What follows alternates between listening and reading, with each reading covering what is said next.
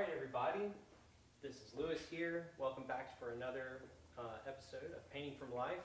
This is episode or session 34, and we are so excited. We have an honored guest with us this evening. That Chelsea is a dear friend of Chelsea's, and Chelsea is with us this evening as well. So excited to have her, as well as Erica Arcudi and Evie Erb over here in the corner.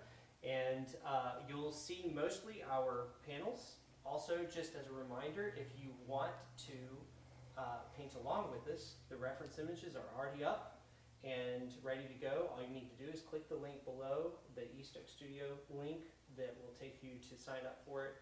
And once you put your email in, it will allow you to not only see this Painting from Life reference images, but also the reference images from the times past. So, but without further ado, I thought it would be prudent to have Chelsea introduce our friend. Excellent.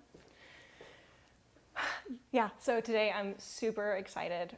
We get to paint someone who's really special to me. This is Polina. She came over to the US from the Ukraine about a year ago, a little bit less than a year ago. And this is her last week here before she gets to go home and be with her family. And she's gonna be so sorely missed, but I'm so excited that we could paint her before she heads home. And I can't wait for you to come back. And I hope that you stay safe while you're there. Thank you. Lots of love. Thank you, everyone. Thank you for posing for us, Polina. You know, we're so honored to have you here, and I'm sure we'll say safe travels. Everybody, let us just comment. Let us know where you're from. And if you think about it, give her your best wishes. All right, everybody, without further ado, we're going to go ahead and get started. Make sure y'all also ask questions, and tell us what you're doing and what you're painting.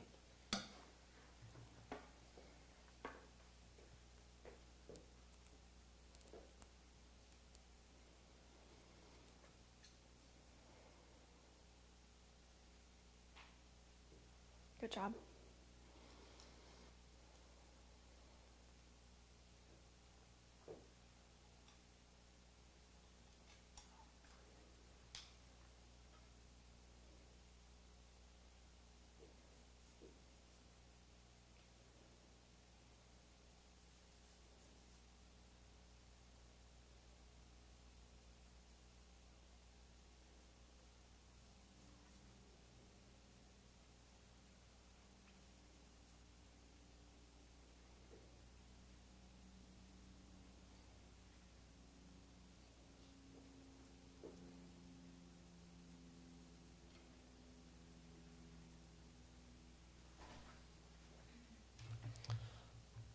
Also, I'm using I'm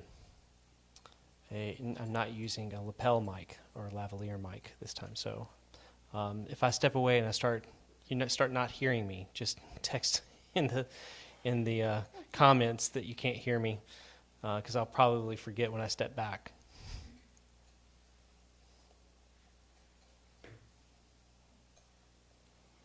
This is the time where everyone gets really quiet because everyone's concentrating on trying to get the block in just right.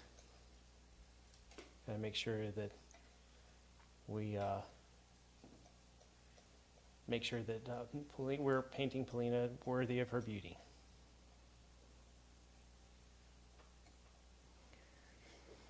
All right. And as everyone is tuning in, if you just want to drop a hi and where you're from, we love to know where you're watching from.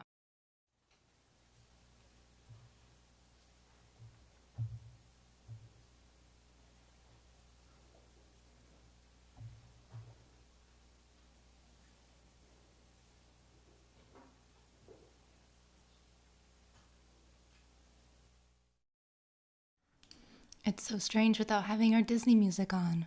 It's so quiet.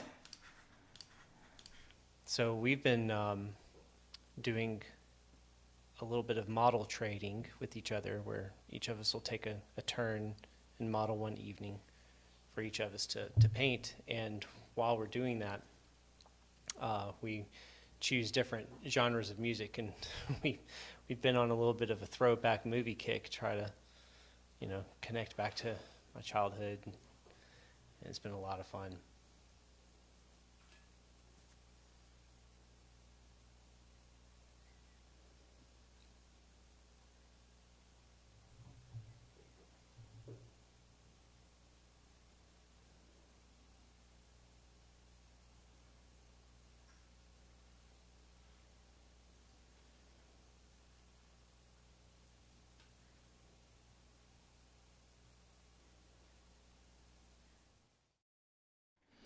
We have Jose Rivera joining from sunny Michigan. Oh, Jose.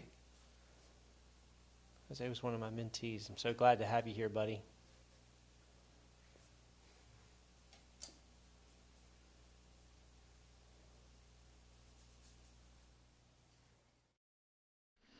We also have Mia from Sweden and Lynn from Portugal.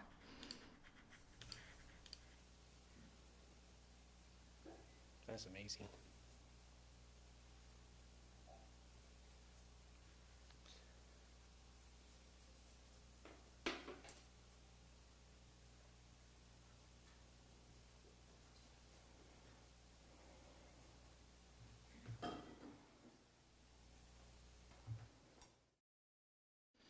I'm really going to have to pull for conversation tonight. So, what's everyone working on? Lewis, go ahead. Just throw him right under the Somebody- bus. yeah. I love it. I think that's a great question for Lewis. Well, right now I've been working a little bit on some commissions. I have a couple of New York commissions that are coming up and working on those. And then I'm also have been working on my composition presentation that I'm doing for Portrait Society, as well as the sort of the model trade as a bit of practice for doing the paint off. And then in 2 weeks, I'm headed over to Scottsdale, Arizona to teach a workshop over there. So kind of prepping a few things for that. And then in the meantime, just doing a lot of odds and ends of things that need to get done for East Oak Studio here. But there's a lot of fun things happening over here at East Oaks. All the artists in residence have been working so hard and very prolific. What are you doing to prep for the paint off? So one of the model stuff at night, where we've sort of been doing a model share, that's a way for us to kind of practice cheaply, while it gives me an opportunity to practice for the paint off. And so I've been just timing myself at those same intervals, exactly like it's going to be done at Portrait Society, just to kind of get ready for it. Cool. And remind me, do you wind up, talking at all during that paint off demo?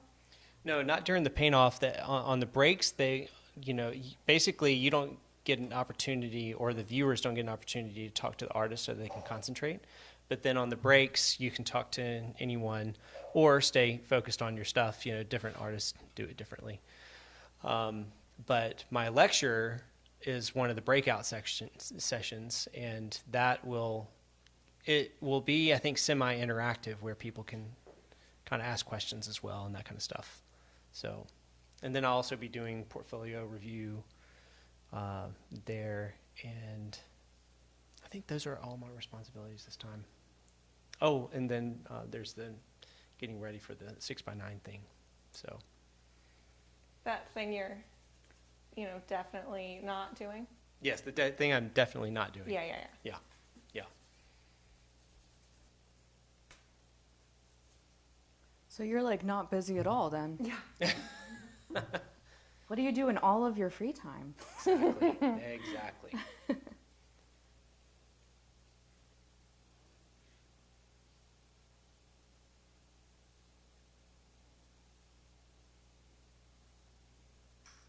Chelsea, it's been a while since we've caught up. What are you up to? Well, it's really, really great to be back here, first of all. It's been quiet. I do a lot of prepping in the winter, just business-wise, which means the painting side of things is a little slower, and now I'm like just kind of getting back in the creative swing of things. So I actually took a class with Mildred Hankinson, I think about a month ago. That was a portrait drawing and charcoal class, which was incredible. I actually did some of the sorts of like warm-ups that she would have us do today before coming over here. But this is actually the first time in a hot minute that I've done some painting. So I'm crossing my fingers and knocking on wood that this goes well today, because I'm really excited to be here painting Polina. Yeah, it's great to have an excuse sometimes to a reason for you to say, you know what, I got to force myself to paint today because we have this thing going on. And so it's sometimes great to have those opportunities where it makes sure that you get nothing else prioritizes you out of doing some painting work. Yeah.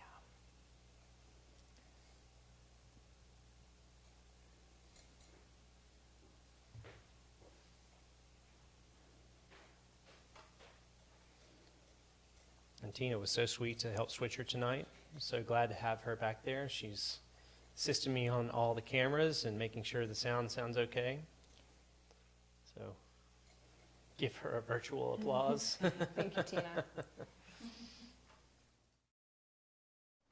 I feel so high tech. I'm like adjusting the focus on the cameras, and I'm like, oh my God, I'm in the film industry right now. I'm doing it. I'm doing it.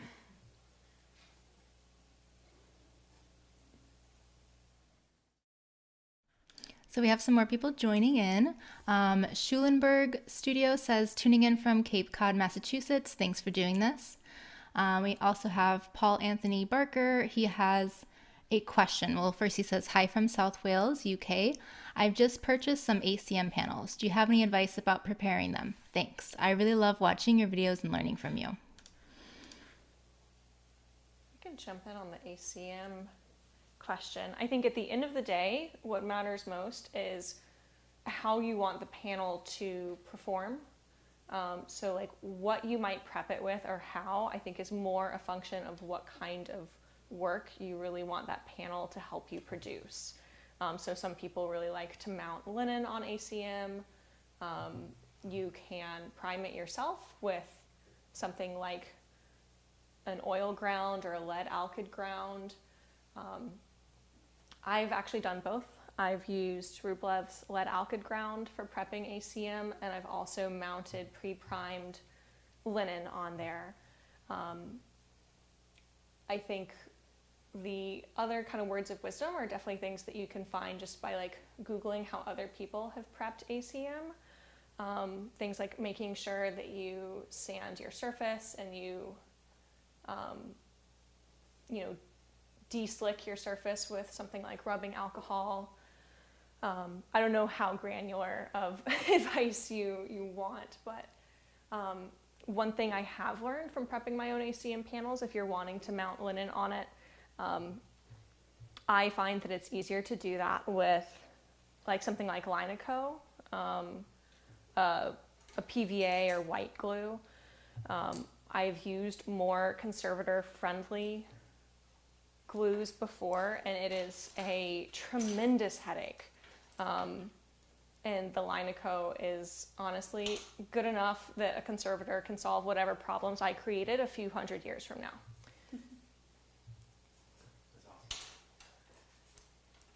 But yeah, if you have more specific ACM questions, or if you have a certain like quality you want in the surface, definitely let us know in the chat, and we can talk more about it.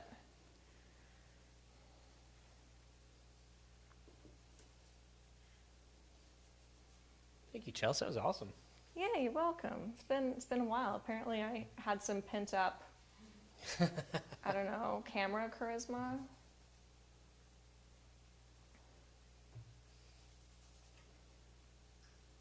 I'm going to be prepping some ACM panels myself, so I'm excited to get into figuring out what texture exactly I want to paint on and having more more control over that side of things. What kind of texture are you ideally aiming for, or do you need to kind of experiment to figure that piece out? So I'm aiming for, essentially, when I used to get gesso panels in Italy when it was on wood, and I just loved how that felt when doing a sketch on a wood panel, but I don't want to paint on wood anymore. So trying to go for a little bit more of an organic feel, where there's some texture, but not so much where it starts to interrupt the paint, like where you're seeing it too much. So something where it's maybe a little bit more brushed on. So I'm excited to experiment with that. Excellent. Going for that texture. Trying to figure out how to do it. But it's something I've wanted to do for a while, but just haven't set aside time to really get into it. So I'm looking forward to finally doing it. Last week, Lewis was helping me cut some up, and it was definitely a fun process. So I think having kind of like a DIY mentality about panel prep is really good once you get exactly what you need out of it.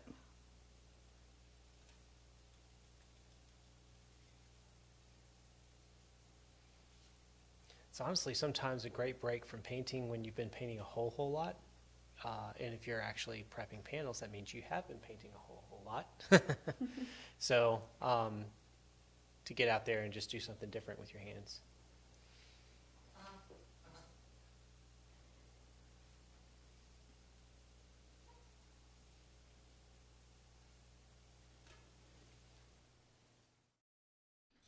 We have a question from Donna over. She says, Donna from Alaska. I think you're talking about the Face Off, which is the opening night of the Port Society convention. Yes, that's correct. That is the one. We will be there. Donna, will you be coming and joining us? Looking forward to seeing you if that's true.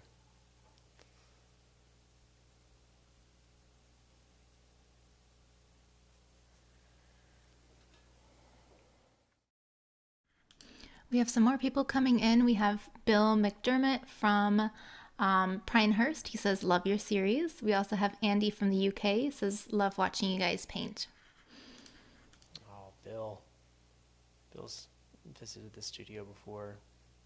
You need to come by and see us again sometime soon.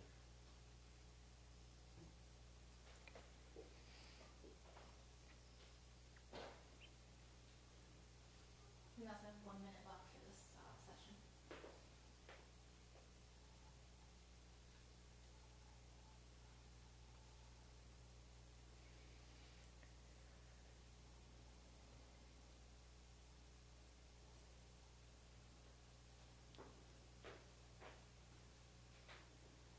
Tech savvy Tina over here, Yep.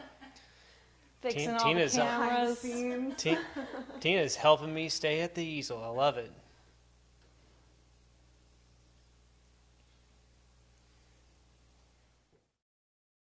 Yeah, Erica's was a little bit out of focus, but it's much better now, I think. So.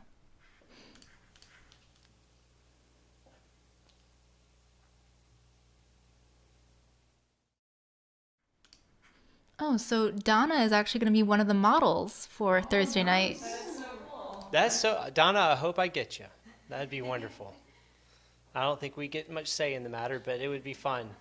I think that's part of the challenge is that you don't get to know what your model is and who your model is. Study beforehand. Yeah, can't study up. So, but looking forward to seeing your lovely face during the paint off.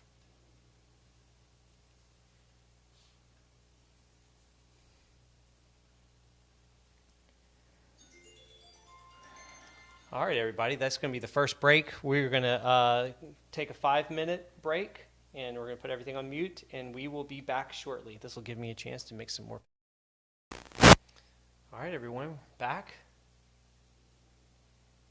And that's when I feel like on break where everybody's chatting it up, and then all of a sudden we're like, we're back, and everybody goes, shoo. Silence.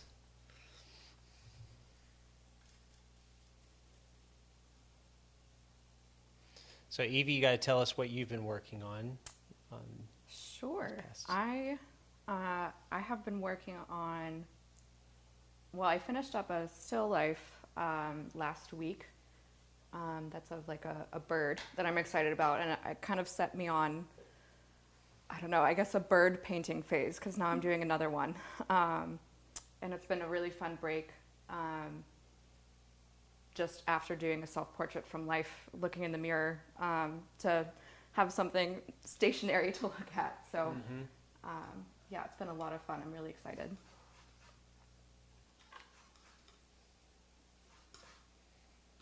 What is it like staring at yourself in the mirror every day for weeks on end?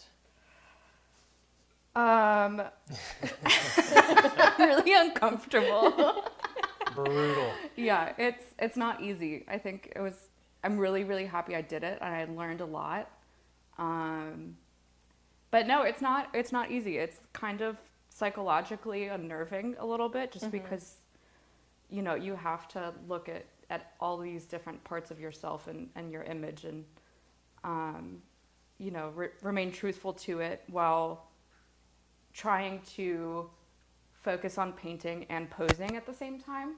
So it's a lot of different things happening at once, but it was definitely a great experience. And if any of you guys out there listening have never tried it before, I definitely recommend just giving it a shot and going for it, because it really, really did teach me quite a lot. So great experience all around.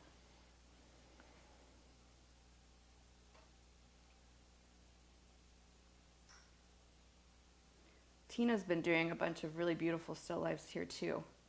And that's been really fun getting to see.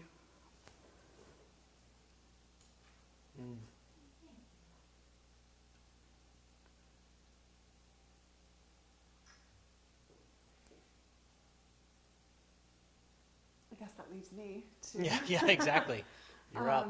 So lately in the studio, I've been working on some commissions, which I'm excited about. I did one that was floral based and another one that's landscape based, and and I have another one coming up that's floral based again. So I'm kind of like just really focusing on those things at the moment. Tell me a little bit about your landscape piece, because I wanted to ask you, given that you're working on it here in the studio, did you do some of it on location? Did you like wind up doing a photo shoot or like in-person studies? What was the process for that like? So it's a really cool project because I'm painting a wedding venue, so I went out on site and did a plein air study on a nice day, and have taken the study in and have enlarged it. So I'm working primarily from the study, and just really working out different ways of painting trees. For example, it's been a challenge that I'm trying to work out, and so doing some practice with that. But essentially, I'm working from the study and then scaling it up. Cool.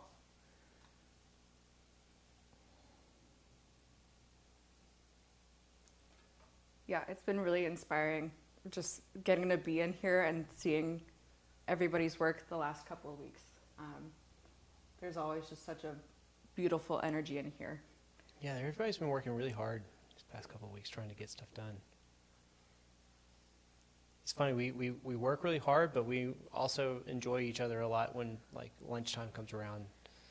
We have such great conversation. We go out on the patio, hang out. Springtime feels so good outside. So some really good camaraderie.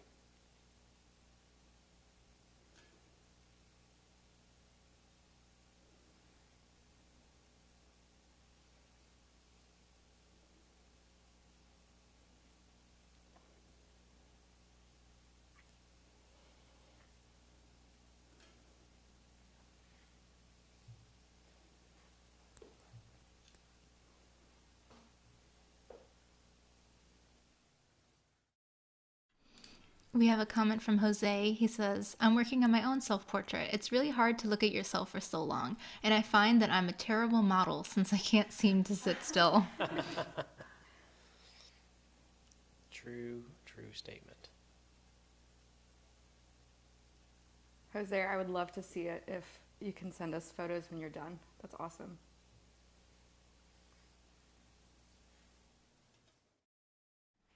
Yeah, and if there's anyone that's also going to Portrait Society next month, let us know, because it'd be kind of cool if we could meet in person. Yeah, we're all going to be there. Yeah. So exciting.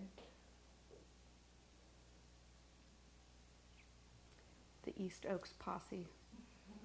That's right.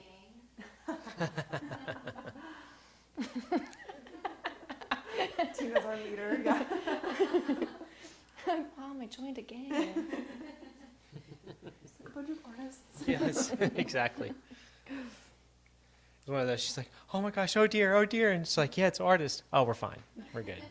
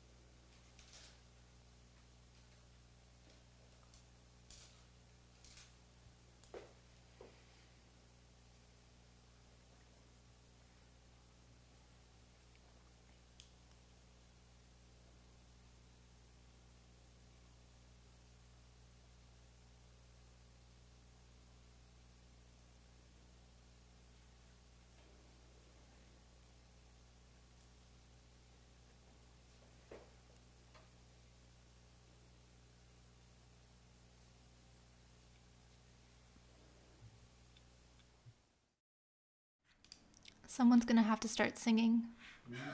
I can start doing my humming. I have sex bombs stuck in my head, so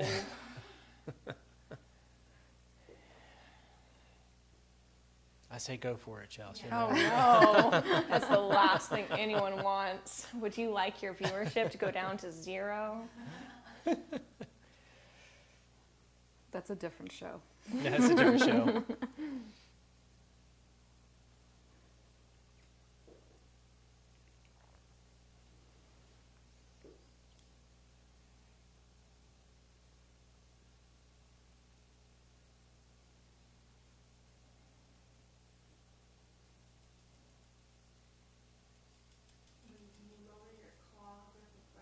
Oh, yes. It's an intentional block. I know, I started doing the claw like about 3 minutes ago. I was like, okay, we've reached that stage. Yep. It's the brush mismanagement stage. Yeah, I find like the claw. Wait, let's see. I got to get back on my mic. The claw ends up happening more often when I'm using short and long stem. If I'm using all long stem, I find that I'll group them better, like all in one grip. But when I have short ones, it doesn't quite work the same, and then the claw comes out.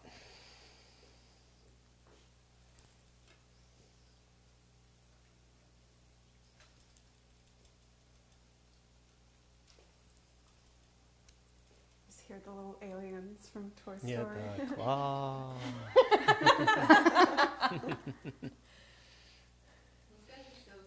Always chooses who stays and who goes. I'm impressed that you remember that, Louie. It's been so long since I've seen Toy Story. Oh, I love Toy Story. Can they? And I don't think they can do anything about copyright if I sit here and whistle it. I mean, it depends on how accurate you are. Yeah.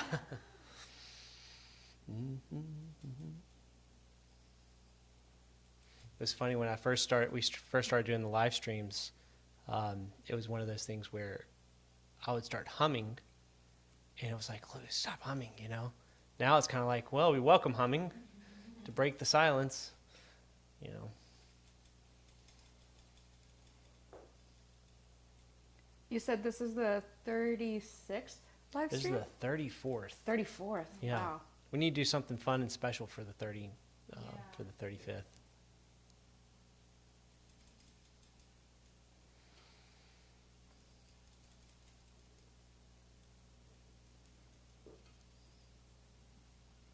Haha, I finally got the shadow color of her top, which is so far removed from white. Yeah. Actually, the ha-ha almost needs to have more of like an evil mwah-ha-ha. Yeah.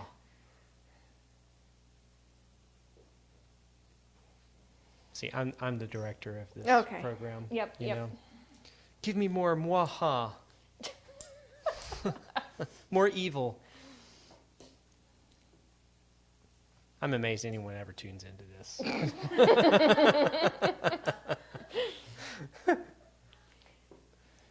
Usually I can just feel people rolling their eyes right now on the other side and be like, you know what? I think sleep's better. I think I'm just going to go. So I thought of you the other day, Chloe, because in this portrait class that I was taking, it was a lot of like constructive anatomy, and we were breaking the head down into basic geometric forms and kicking off always with like a circle on top of which you add the mandible and constructing the head that way. Yeah. And occasionally when I would do this, I would come away with a circle where I just thought of that SpongeBob episode where he draws this he perfect deconstructs circle for Squidward. He starts off with like a drawing of David, Right, and yeah. then like deconstructs it down to a perfect circle.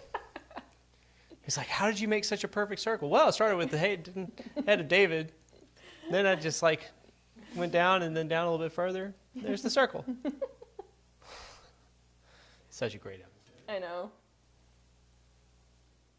If anybody was wondering, I'm a SpongeBob fan. We talk about SpongeBob at least once a day. No, Lewis talks about SpongeBob at least once a day, and everyone tolerates it. That's more how it goes here.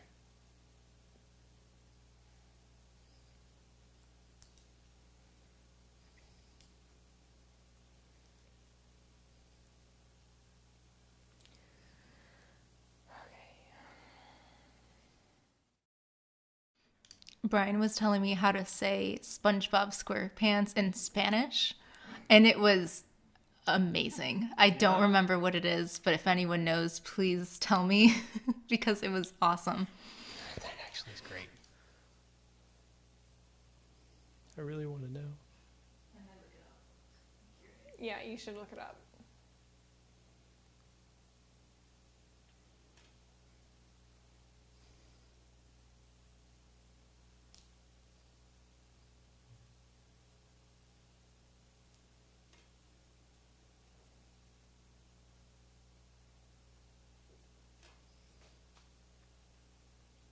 Oh, that was not the right color.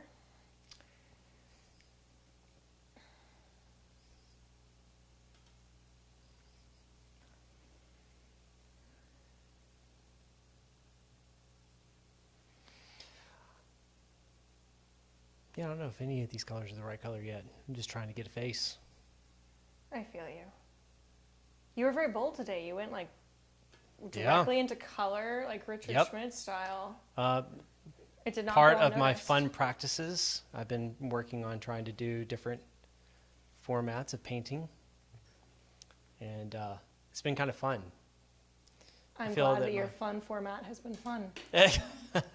Sorry. Well, something that I often say that I didn't realize I did is whenever it's like really going to be really challenging or kind of scary, or I don't even think it might work, I go, "Oh, this will be fun."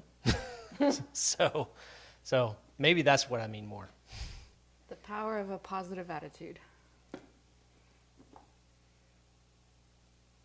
Let's hope something comes from it. How does it differ from your usual method of portraiture? I'll more draw things out, and right now I've been doing more masks of color. So, and then I start drawing the structure into the mass of color, which is different from what I used to, what I've been doing in the past. And what do you think of these now alternate methods? Actually, I think that I like it in the sense that if you have enough confidence in your drawing ability, it's really fun for color harmony to get the color down first.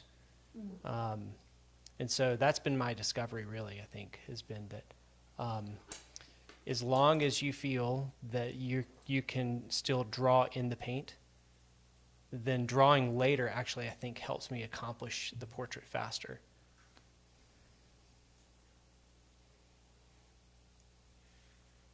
So far, So you're working almost more just mass oriented Uh-huh. rather than line. yep. And typically I more line oriented, but I found that I do that more in a slow method in the past. And so I think I get into this like habit of trying to make my drawing perfect and then don't have any time to put paint down. So the other thing is that I typically use soft brushes all the way from the beginning, and I've been using more bristle brushes lately. I feel And- like you're coming to the dark side where I live, Louis. Oh, it's been a lot of fun. I think everyone should go against their nature to discover something new to add to their repertoire.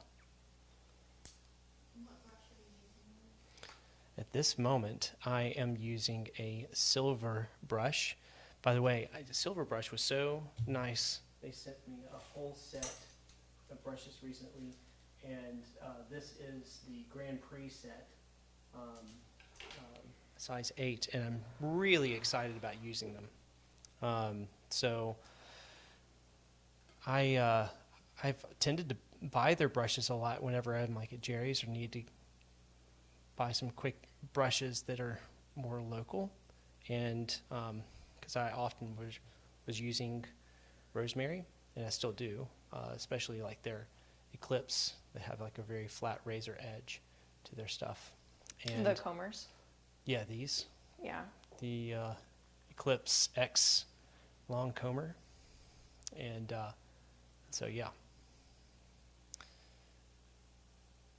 they've been a lot of fun.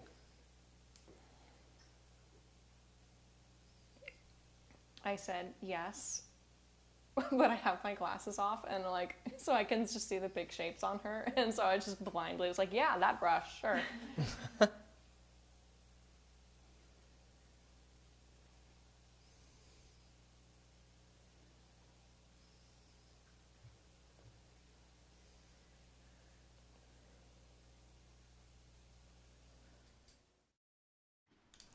We have a question from, the name is SG. First of all, they say it's 4 a.m. here. So thank you so much for watching at 4 a.m. And then they also ask, recently I heard someone saying that we should never use blue or black in our shadow mixes. Is that true? Personally, I was gonna say, Yeah. Erica, you got this one. I think often it's necessary to use blue to help key down the intensity of the chroma in your shadows. Especially if you don't want them to compete with warmth in your light, you don't want it to be distracting with something that's a plane that you want to face away. So often, if a brownish shadow, you'll need either blue or black is just a low chroma blue. You'll need something to help knock down that intensity of chroma in your shadows and neutralize that. Also, it's just helpful to darken things. So I don't think there's necessarily a rule saying you can't ever use any pigment in a certain area. Maybe I would say I would err away from using white in your shadows. And that is because it's more opaque and you want to create a difference between your light and your shadow. Can make things look too cool or too ashy, and especially if it's not set up where it might look like that. And so otherwise I would say, anything you can use as long as you just observe how it works, observe what happens when you add it, and maybe be more subtle with it, I think is always an option.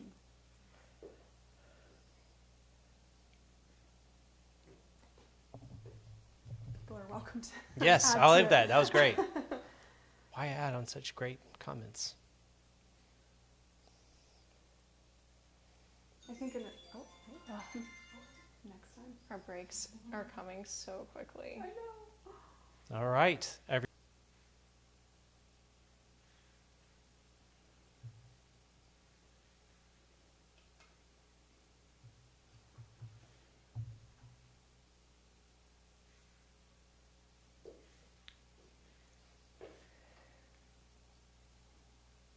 It's still in my head. I'm going to be having humming this song to myself the entire session.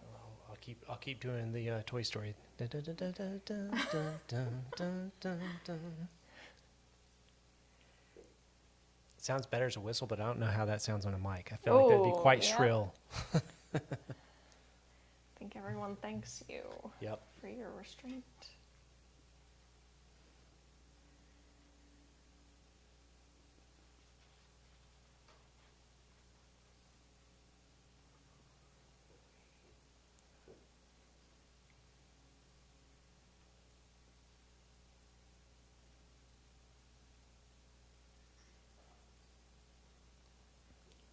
I love it when you put a stroke down and there's so much glare, but you're like, I have no idea what that looks like. Yep. I don't know what color it is. I don't know what value it is. Or maybe you're like, oh, I nailed that value. And you turn, you're like, wait. It's way off.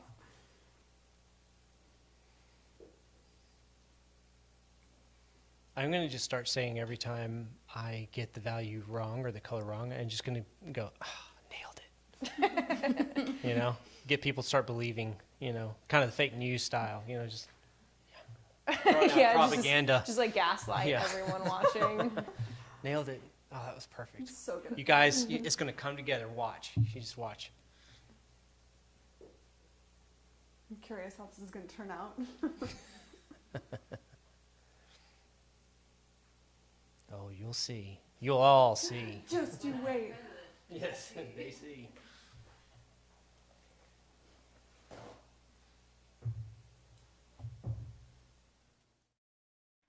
If anyone has any questions for our painters tonight, feel free to leave them in the chat. I'm sure they'd be happy to answer them. We also had 2 people respond to the Portrait Society questions. So Jose Rivera will be there, and also Schulenburg Studio will also be at the convention. So we will all be there, so we're very excited to see everyone.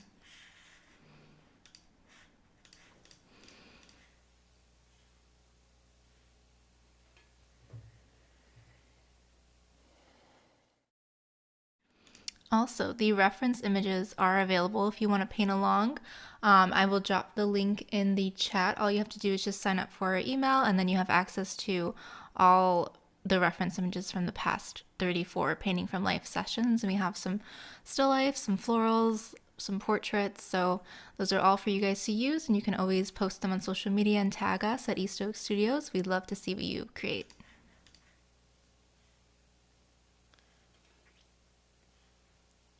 Tina, that was so well said. I thought you were reading from a I script. It was so know. good. I was damn. I was just like thinking, so proud. I was just thinking like, oh yeah, Tina's got her NPR voice now. Yeah. That's great.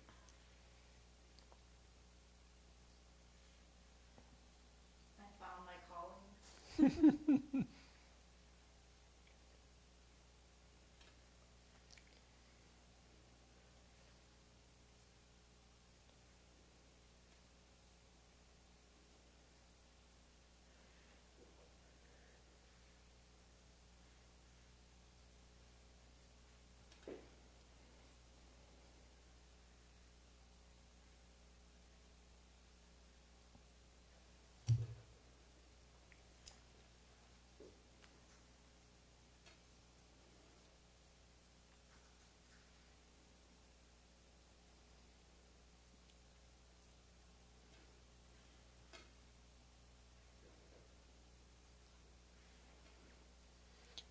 All right, so has anyone gone to see the Mario movie yet? I feel like we have some Mario fans in here, maybe.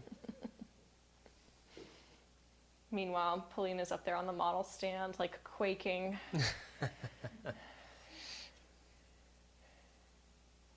haven't been to a movie theater in ages. Oh my gosh. I did go see Top Gun in the movie theater. It was the last movie I saw in the theater. I But- need to see Top Gun. I was, that was my era. Did you enjoy So, it? oh man, I loved it so much, Had all the things. Yep, I thought it was well worth it.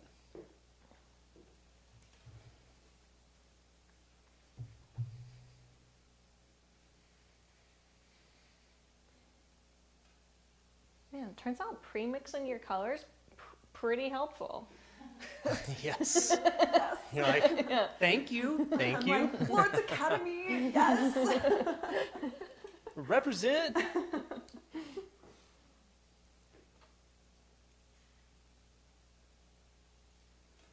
Oh, that valley looks so dark. But it matches the backdrop. Okay, it's fine. Just means. What are those like trust in the process moments? Yep. Anytime I put down color, it's like, just wait, don't judge it yet, just Yeah. wait, keep going. Oh my goodness. Thank you, Tuna. I can't imagine, like you had it right on the camera. Oh, God. Yep. Yeah, that's like the terrible thing that you do. Yes. Mwahaha.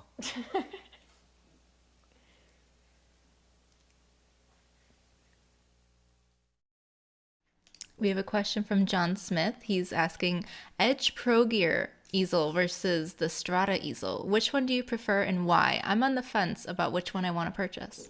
All right, Louie, like you and All me, right, smackdown yes, right it is now. Let's smackdown. go. Ding, Throw ding, ding. down. I actually do have both, and I use both.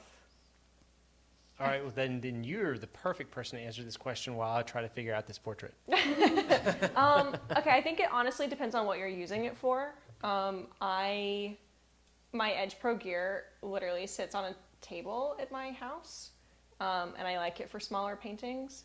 If I were keeping it in my house, I think that would probably be the primary easel I would use, like if it generally stays in one location.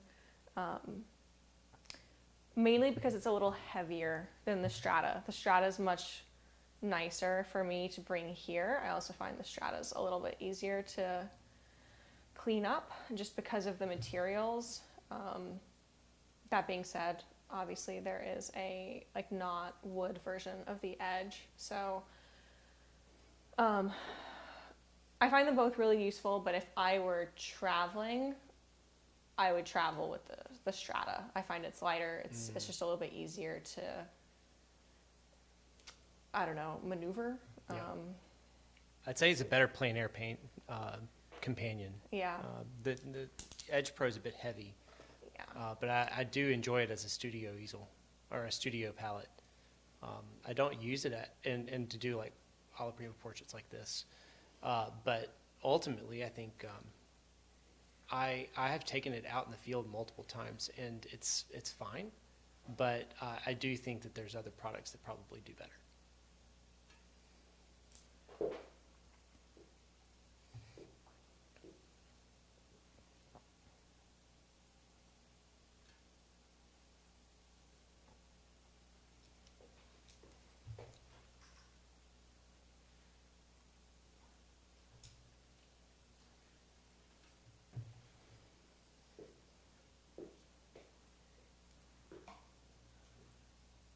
All right, I'm having a panic because Louie's background looks lighter than mine and I like how it looks. I am not doing as Erica suggested and trusting the process. Like, oh no. Yeah, that's when I get myself in trouble is when I start midway through going another direction. I find that things just don't seem to work out as well for me. I don't know. My value adjustment's feeling great so far. I feel like it always depends. You know, if it's something where you're judging a relationship, like now is the time to make that change rather than like Yeah, at the end rekeying the painting. that's you know? true. Yeah. Not a good idea. Good point. Good point. We should do a podcast. Listen to this. Listen to us. Yeah, a podcast about painting where no one sees what we paint. Yes.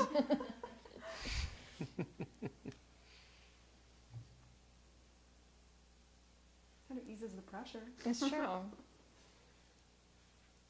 don't know. I think Evie's enjoying it. Oh, I'm having a great time over here. I'm grooving to this right now.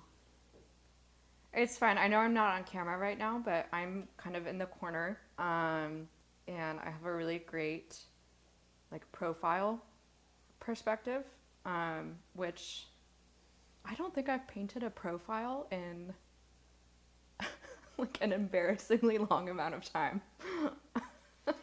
First, when you were talking, I thought you were gonna say like, and I just have a great painting. You Oh, all yeah, wouldn't no, it's believe. phenomenal. Yes. Just, This is the best painting I've ever made. it's a masterpiece. No, Living I my best support the life. confidence. Yes. Well, you all know I'm being facetious. No, it is a lot of fun though. I'm very grateful.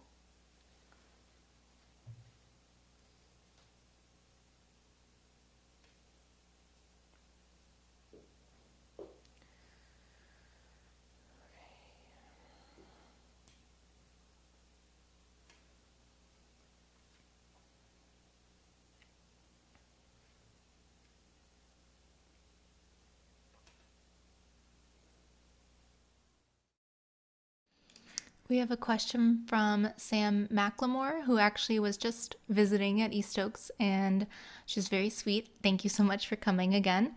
But she asks, where do you get your panels? So I can kind of answer it for, at least for me, Louie, and Evie, and possibly Erica, but I'll also let her share what she does.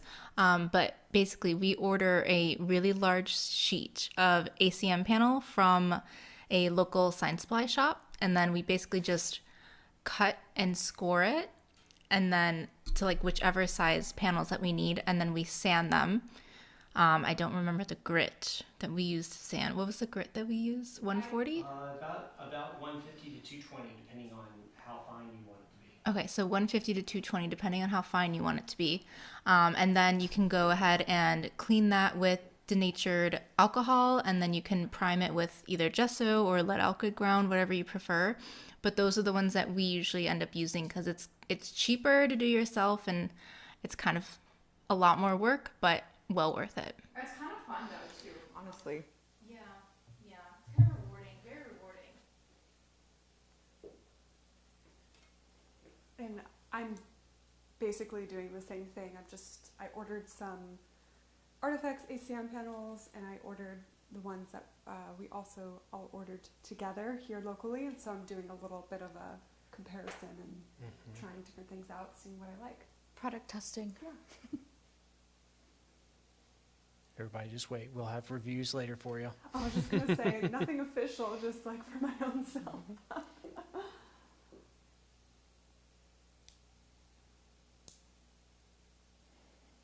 God, my claw's getting out of hand. Oh yeah, by the way, how's my claw going? Keep thinking about my claw. It lifts and lowers, so it's fluctuating.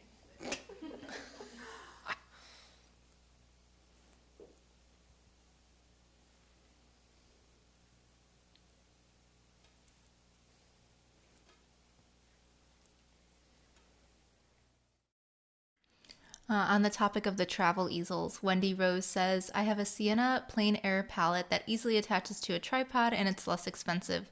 Good for a starter on the go easel. I also have that one and it's really nice. It comes with like a little tray that's magnetic so you can put your brushes on it. It's really nice.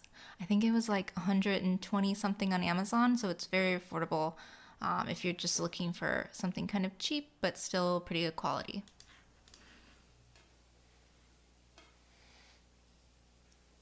Oh, my eye keeps watering.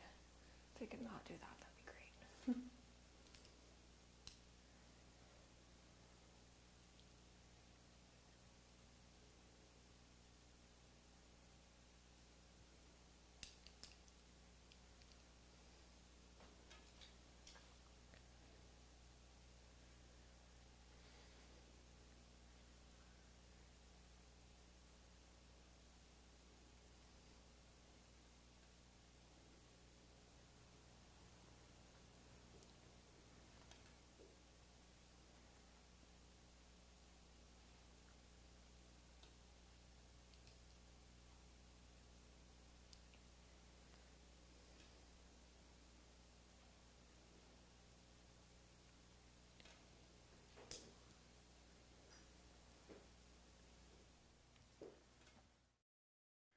We have about 4 minutes until the next model break, just so everyone knows.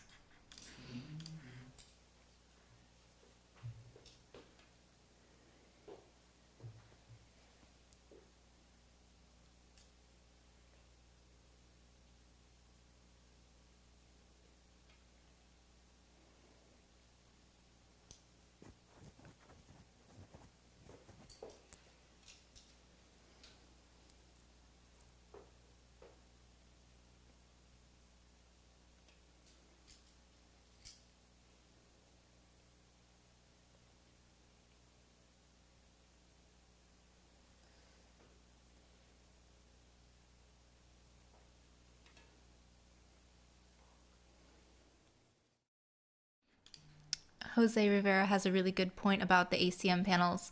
He says another idea to get ACM panels is to call sign companies that make the actual signs and ask if they have scrap pieces that they plan to throw out. I've been able to get small pieces for free, which I've also been able to do back in Illinois. It was really nice. There are kind of odd sizes, but you can always cut them down to more standard sizes for frames and stuff. So that's also a really good idea.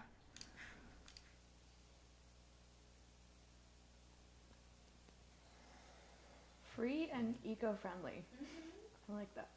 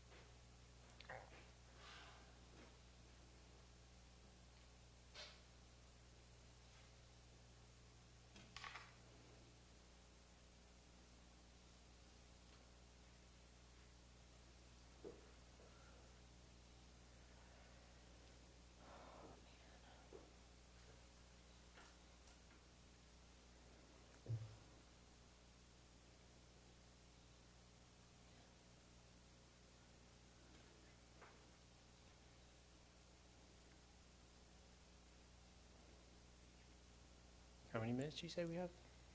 1 minute and 41 seconds.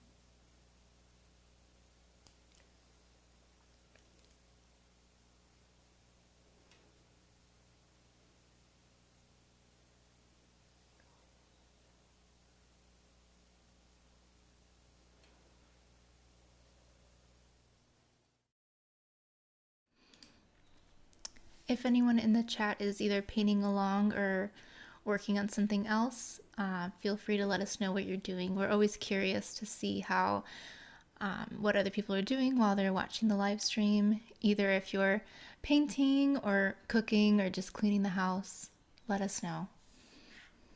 That's what I should be doing.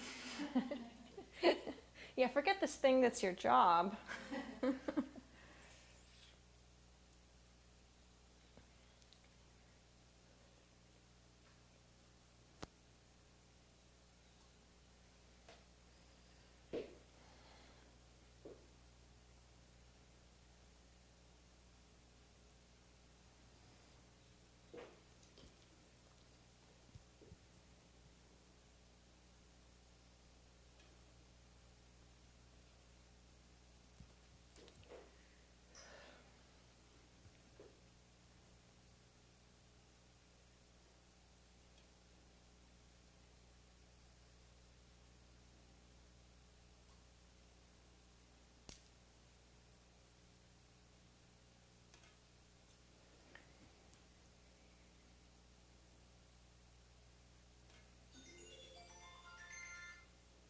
All right, everybody. We'll be back in just a little bit.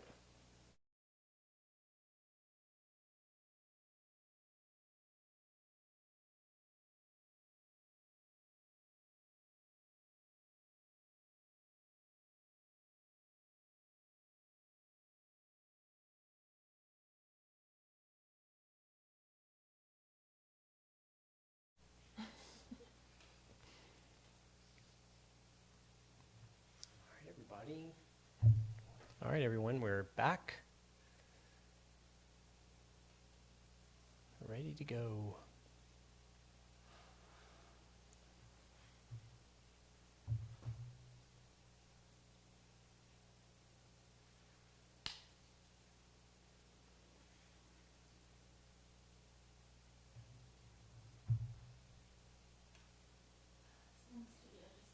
No, did it? What? What? Oh. Your production continue without That kind of close is okay. Okay, good. And sometimes you will have to reboot it down, but as long as it doesn't lose the program. I don't hear anything now. Nothing.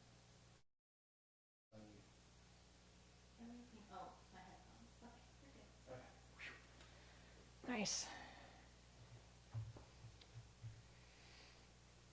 Thought we lost you, everybody, but we're good. Tina saved the day.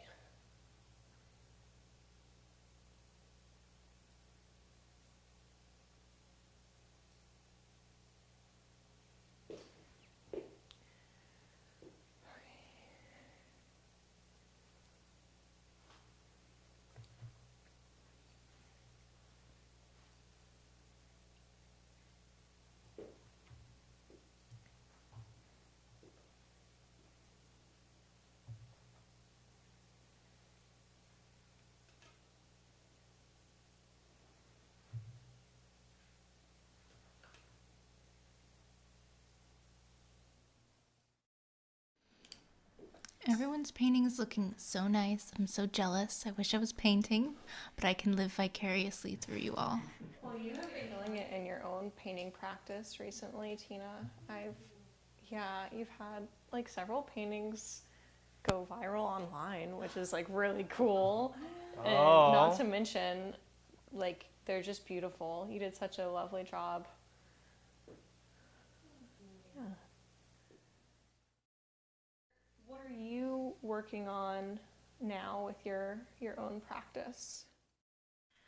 So I've been doing floral studies lately just because flowers are something that's really hard for me to paint. So I'm trying to buckle down and get better at them. But I'm running out of time now because I have a group show at Collins that's coming up in July. So I'm trying to get some new paintings for that coming up. But yeah, I have a bunch of flowers that I got from the Burrow in Durham, which is a really, really cute floral shop and also kind of a gift shop that I'm actually a shop assistant on Saturdays for. So I have really nice access to fresh flowers. So I'm using that to my advantage and just constantly bringing in flowers to the studio. Unfortunately, yeah. Yeah, our fridge is stocked full of flowers. Like, we barely have room for our food, but it's a great problem to have. But I'm hoping to get 3 pieces done in time for the show at Collins in July. So I'm hoping to get another still life, maybe a floral, and a portrait figurative piece that I'm very excited about. But I'm going to be secretive about it because I like the drama. So I just had a Louis moment where I should have put down that stroke and said, nailed it. Yep. Perfect. Nailed it.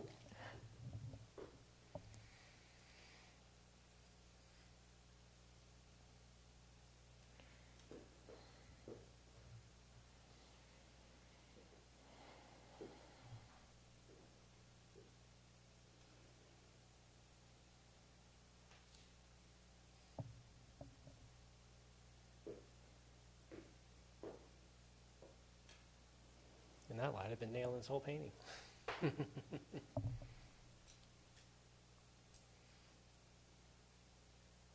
I've seen your work. I have faith in you. I'm not worried about it. I like to keep suspense up. When I exactly, it's good for the plot, right, Tuna?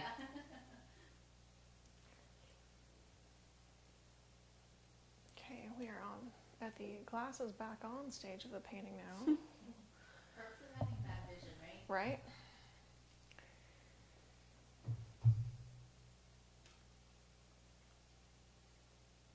I've actually had teachers say to certain students who had glasses, like when they're doing the block-in, don't worry about it.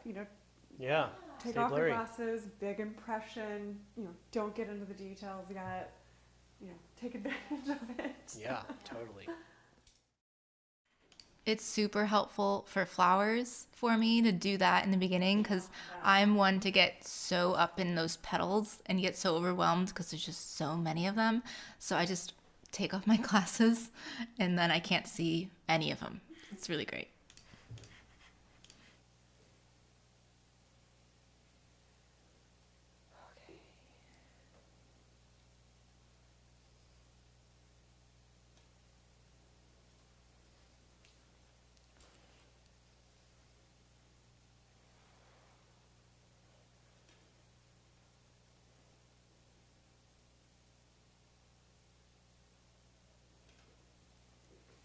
Is everybody online chatting it up? Like, or is everyone studying as much as we are?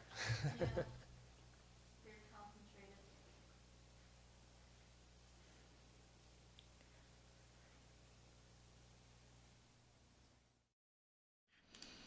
When I would listen to, or when I would watch Painting from Life, like before I was at East Oaks, I would usually just have it kind of keeping me company in the background, which I think is probably what a lot of people usually do.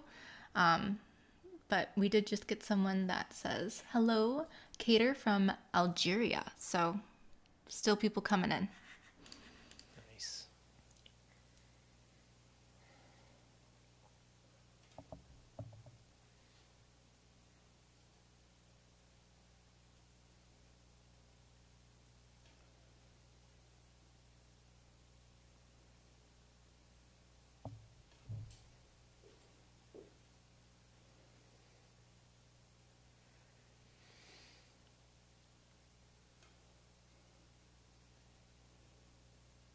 I always find this phase, stage fun, trying to like find the drawing once you've got all the kind of the masses down.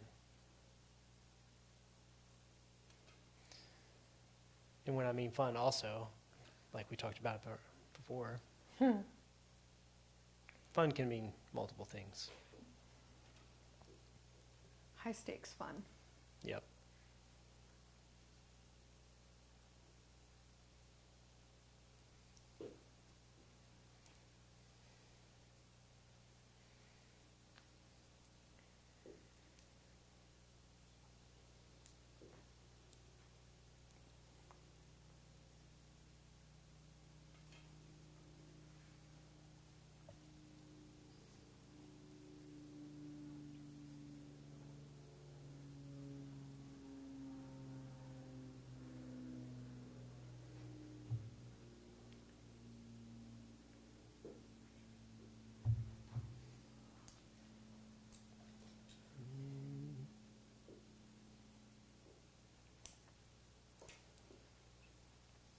Does anybody have a favorite stage of the painting? The painting process? Finishing. Yeah, the stage where it's done. Actually- Seal, deliver. Detailed stuff is a lot of fun for me. I enjoy like the final stage of like putting in the last little bits and like kind of tightening the screws on everything. I find to be enjoyable. And I love a block-in, so we're all, if we could just Hey. harness Yeah. the energy of each person, we will have a perfect painting and everyone's happy. Yeah. I like it. We really should do a painting like that. That would be fun. That would be so much fun. Like, what is that? That's like a that great drawing like game? game show painting from life thing. Like, to like Exquisite rotate. Corpse. Have you ever heard of that? Where everybody sort of takes turns. Like, we should do that with a painting. That'd be a lot of fun. We should do that for 35th painting from Hey, life, there we where go. like all start painting and then we kind of rotate like the musical chairs. Yeah. I love that. Painting. So that way I can ruin everyone. I love it. It's just Tina gets loves over to there and draw. like, ha ha.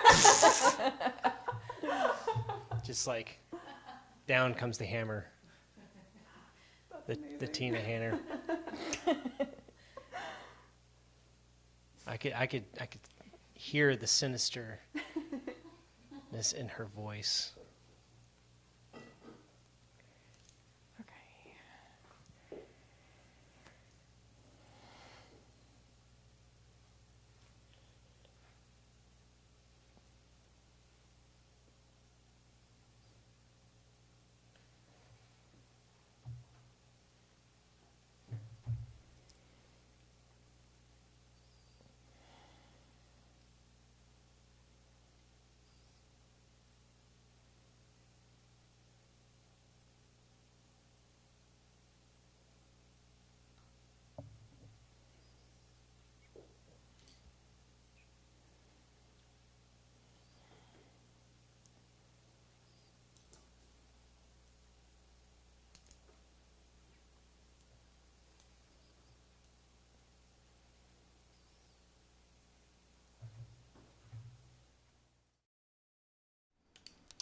Sam McLemore says thank you in response to the ACM panel question. And then she also says, it was awesome seeing the studio.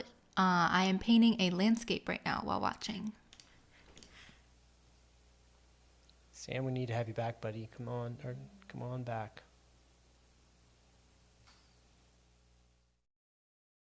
Yeah, I'm glad you got to see the space once we've kind of all settled down here, because we did move during like December to January, so it was kind of messy and unkempt down here. But now we've kind of gotten into our little areas. Our studios are looking a little bit more presentable. There's more and more art on the walls, like especially in Erica's studio space. She has, it's like a garden in there, an abundance of roses and lilies, and it's amazing. Painting garden.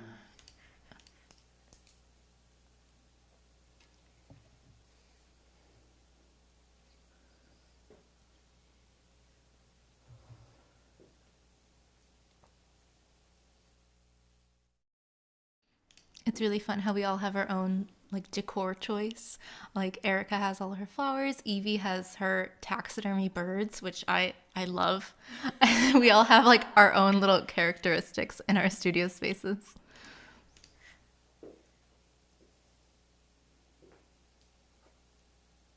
How would you describe your own decor, Tina? I think mine is kind of a blend between Erica's and Evie's. Like I have the dead things, but I also have dried flowers on my easel, so it's kind of a blend. But I also have my rug, which I really love, that Rosie, our mascot, also really loves to sit on. We sometimes have to fight over the space because she sits on it all the time, but it's no complaints from me.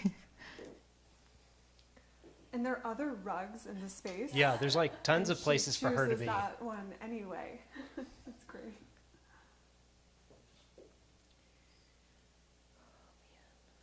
Sweet Rosie, our wonderful mascot. Yeah.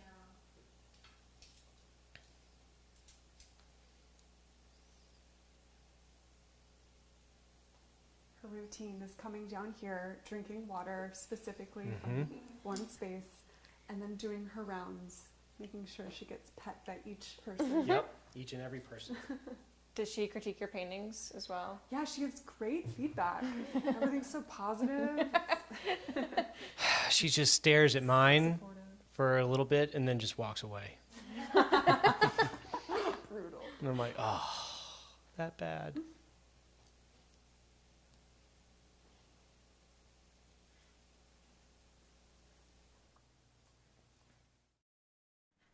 A few months ago, we went to the Oddity Expo that was in Charlotte, and Evie met us there, but we ended up getting like a bunch of really crazy, weird things from the Oddities Expo, and I have a bag, and it's basically it has a deer leg, a fox skin of like the head, and then a raccoon tail, and I have it in a bag in the table, like in my studio, and Rosie loves to sniff that bag.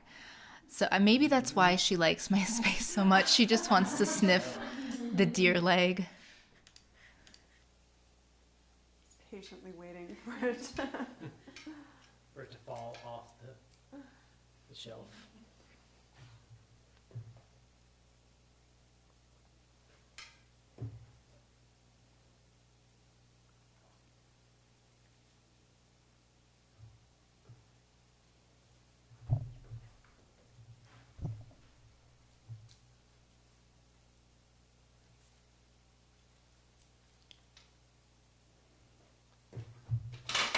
Uh-oh. Yep, that was a thing. We're all good.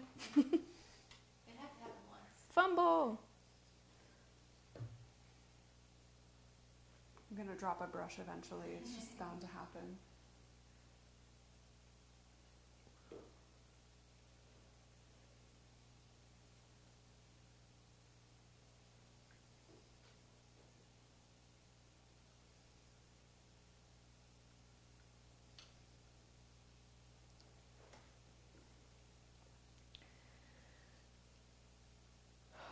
Why is painting so hard? No, and every time. All the time.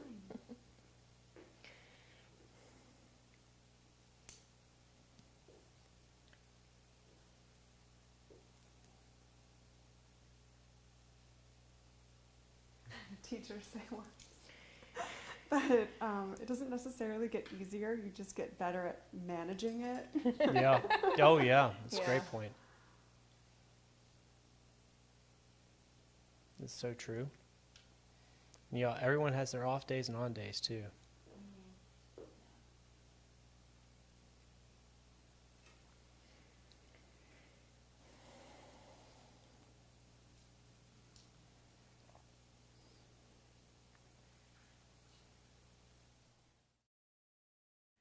It's so strange how some days things will fall so easily into place in a painting, and others it's like fighting for your life, trying to get it to work.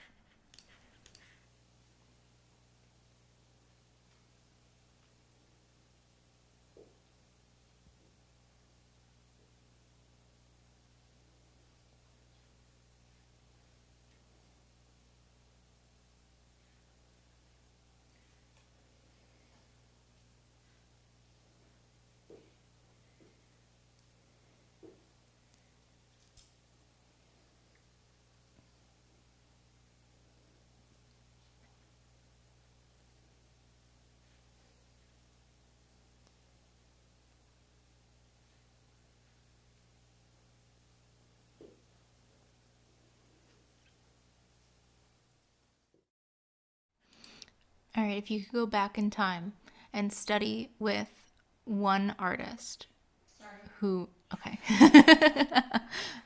No hesitation.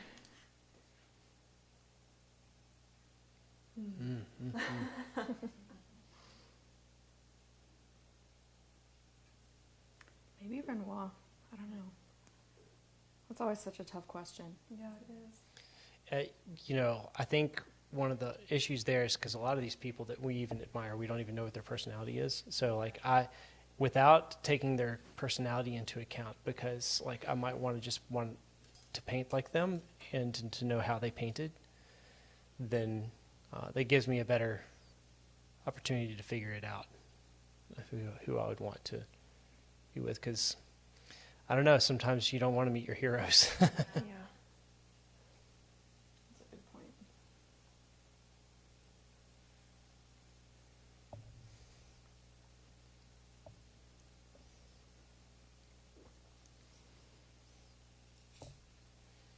Her eyebrows are so perfectly symmetrical, and I need to paint them perfectly symmetrical.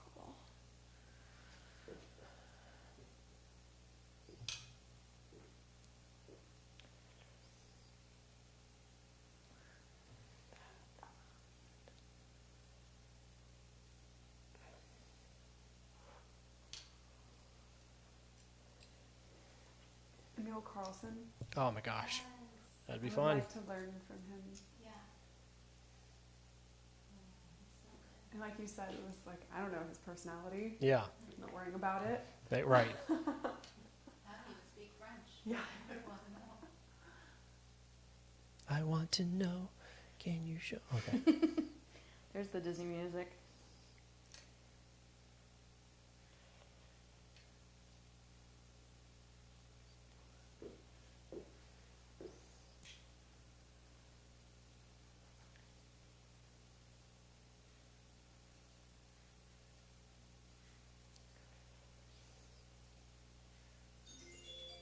Wow, that went fast.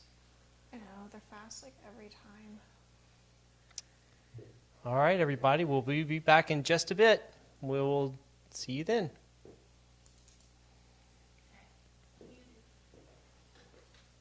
I'm stealing the stool of shame.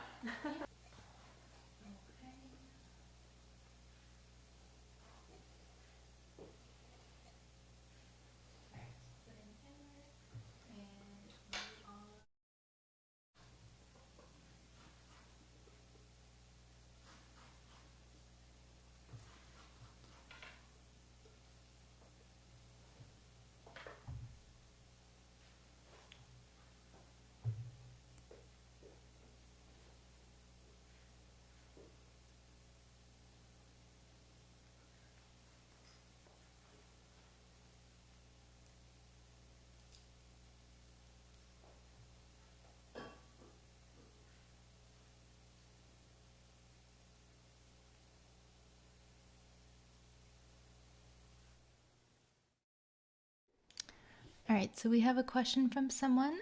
They are asking, are master copies the fastest way to improve after one understands the fundamentals? I feel like as so far as we can speak in absolutes, the answer is yes. Like, there will always be an exception, but They're so useful.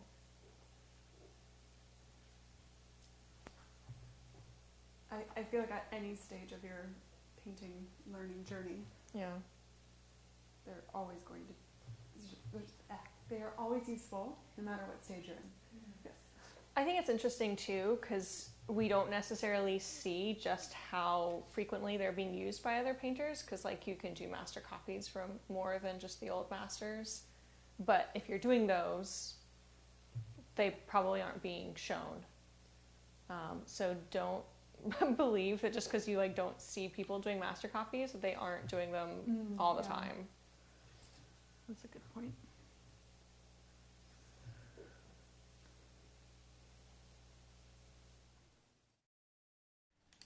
When I first started here at East Oaks, we did like these miniature master copies, kind of. So it was mainly 5x7 color studies of them, and they're very abbreviated.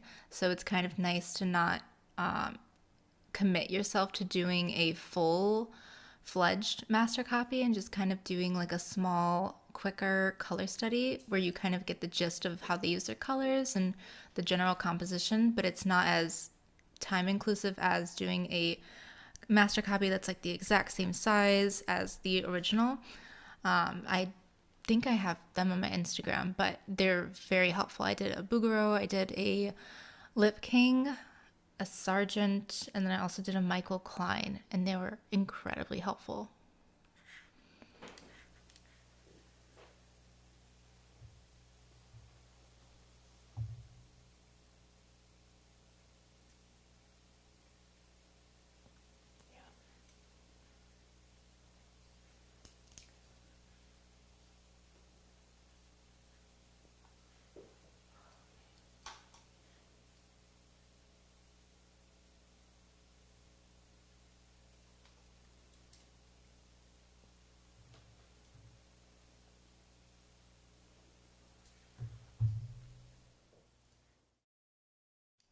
We have a few more people coming in.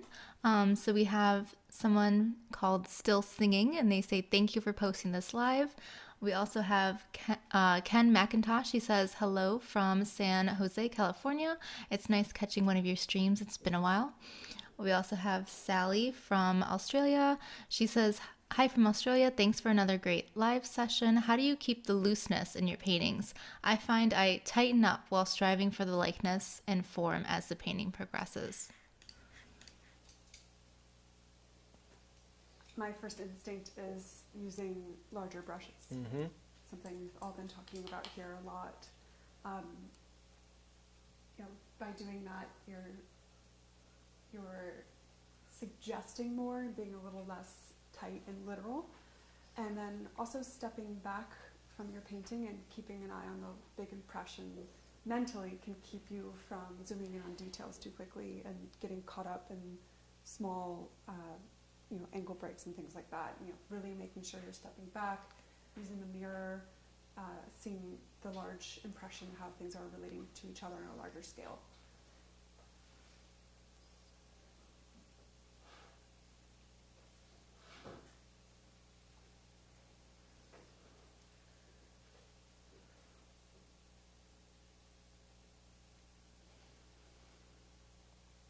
You're welcome to add to that. Nope, you said it perfectly. I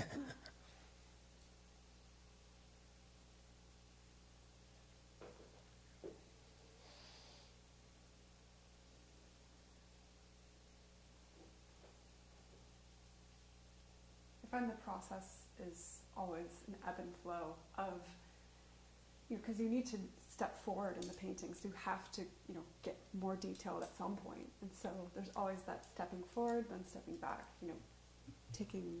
making progress forward, then checking those first block in lines, making sure those are still working.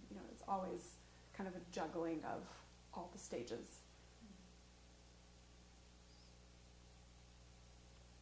maybe other painters are better at doing this, or maybe it's just me, but I find that my painting process never just goes from start to finish. Okay, I did the perfect block in, now I do the perfect lay in, then I do the perfect, midway stage, and then I just perfectly put my final touches on. It just never progresses like that. So maybe in 20 years.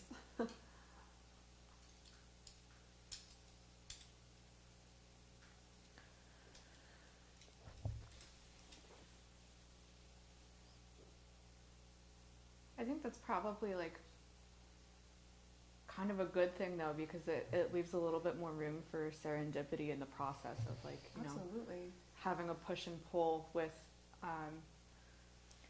how specific and stated things are. Just gives you a lot more room to play around and find new things that Keeps you you want to engaged. include. Yeah.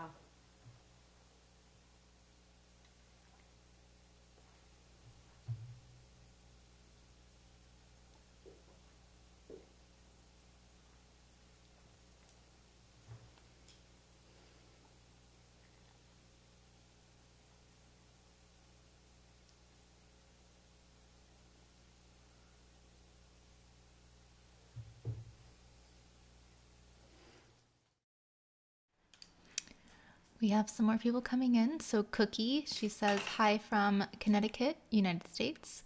We also have Conan, who says hello from Dubai.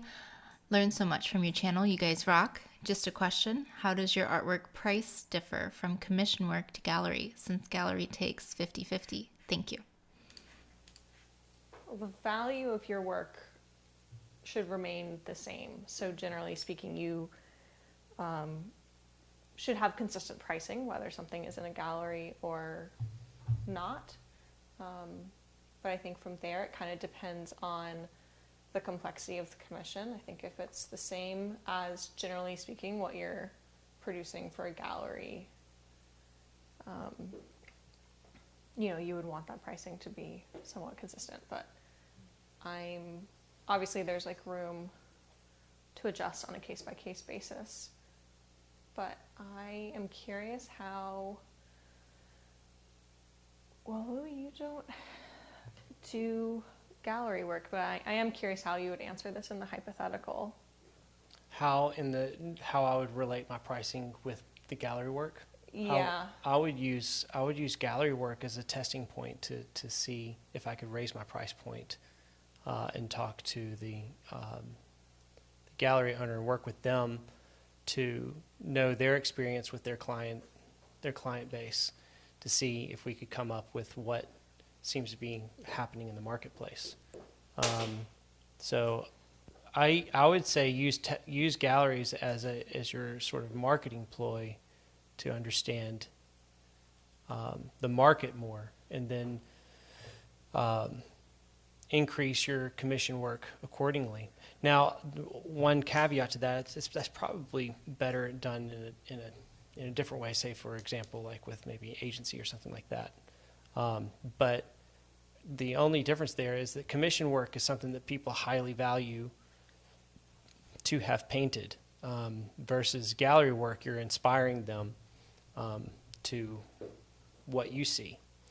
And so for that reason, the value, I think, is a bit higher in the commission world, because they're willing to pay a premium to have something that they want painted that's not necessarily your idea.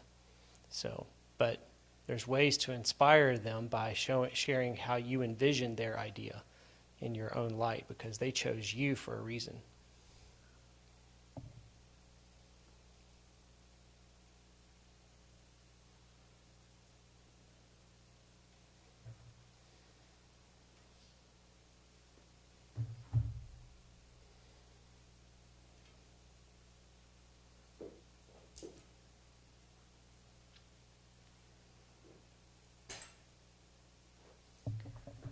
Glad that was only the light that I kicked.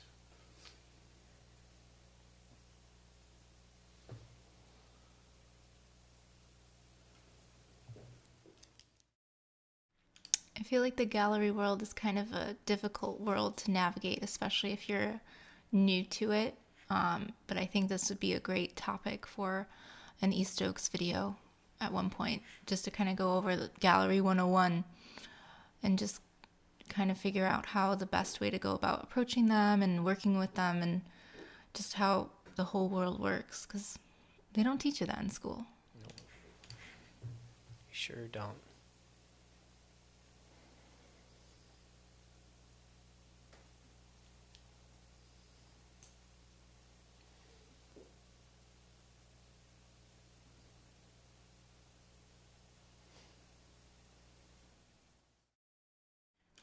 We have another question from Cookie. She's asking, what is an artist in residence? And I'll kind of go over at least how it kind of works at East Oaks and the way we're doing it. So basically we have 3 artists that are sharing a studio space. So we all work together in the same space on our own paintings about 5 days a week from, like, depending on the day, but like 9 to 5 generally. And we all work together in the same space. We kind of give each other critiques and bounce ideas off of each other whenever we're kind of stuck or just not feeling our paintings. And then we also do like late night model sessions where we each kind of rotate and paint each other, which is a new thing that we've been doing, but we've been having a lot of fun. So it's just a really nice way to get a community of painters together.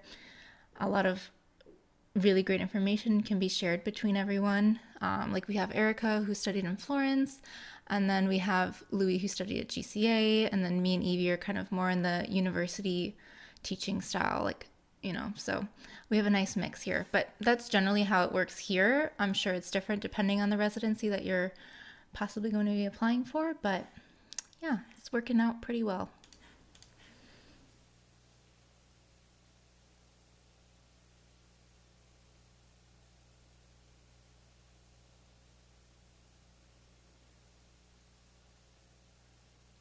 We love our artists in residence here. They're the heartbeat of East Oaks.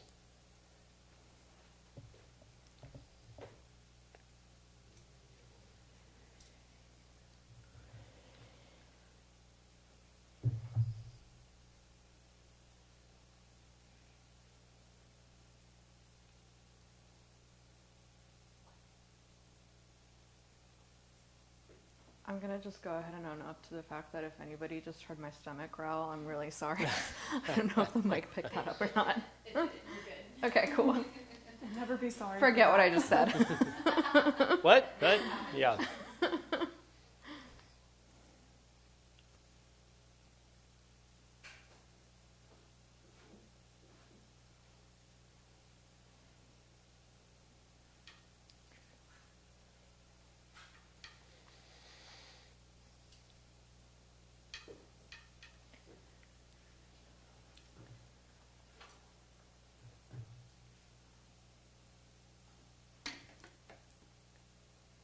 How much time's left on this session?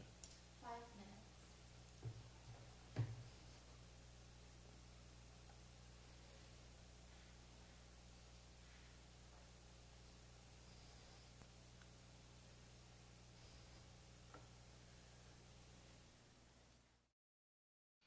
We have another question from Cookie. They said, do you ever paint over an old painting that didn't go well, or would it not be archival? And I can kind of answer that, but if you guys have any points about it, feel free to mention them. But it would be very important to note that if you're doing an oil painting and you want to start over and cover it, to not use gesso, because you can't layer acrylic on top of oil. You can do it the other way around, where you can layer oil on top of acrylic, but not the other way. So you can either, if you have texture, you can either sand it down, but if you're using lead in your paint, you have to be very careful to not sand it dry. You have to do a wet sanding, so that way the lead particles you're not breathing that in when you sand it. And then you can apply either like a lead ground or a oil ground on top of that. Some people might just want to do like a thin wash of burnt umber or something over the painting without doing another ground on top. It's up to you.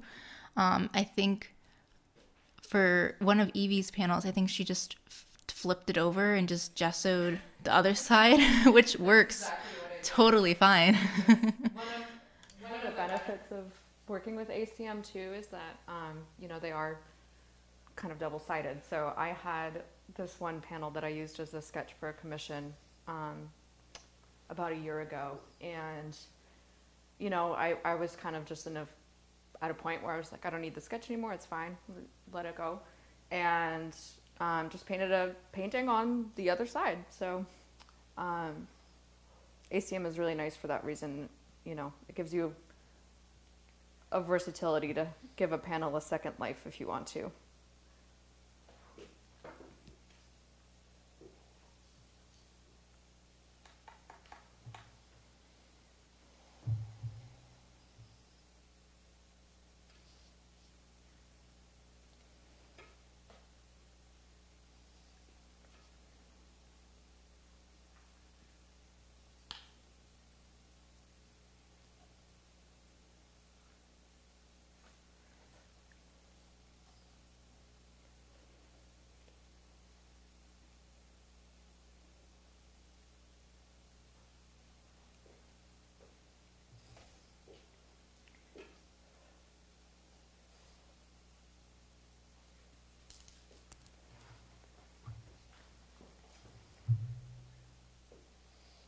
It's a really quiet night tonight.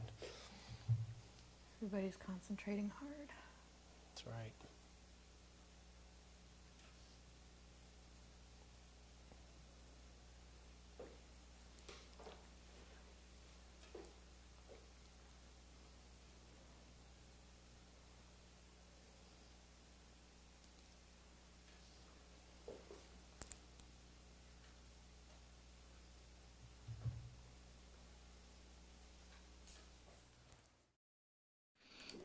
And I just want to mention, in case anyone just joined and maybe missed the other announcement, but the reference images are available on the East Oaks website.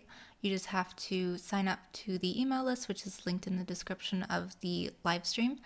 And then you'll have access to all of the reference images that we've done in the previous Painting from Life videos. So there's portraits, there's still lifes, there's flowers. So feel free to access that. I'll post the link again so that way you guys can have it, but it's a great resource.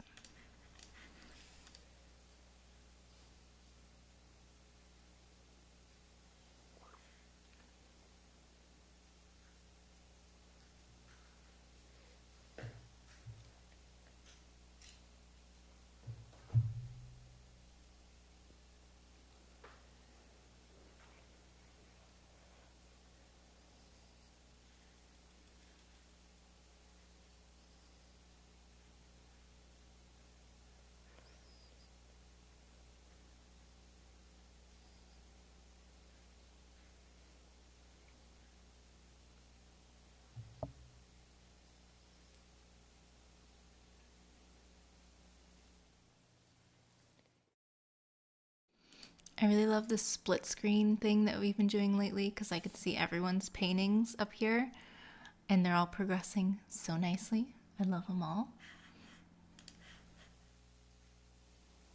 Always appreciate that boost midway through the painting. Yep.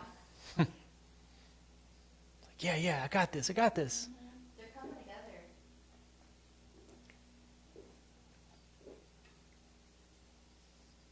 Thanks, Tina.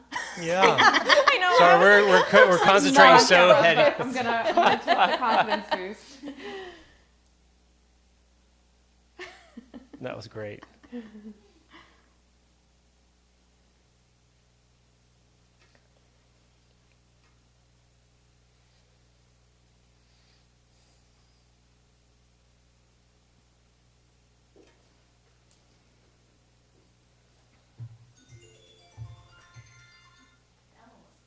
That was a quick one. All quick. Yeah. Yep, they are all quick. All right, everybody, we'll be back shortly.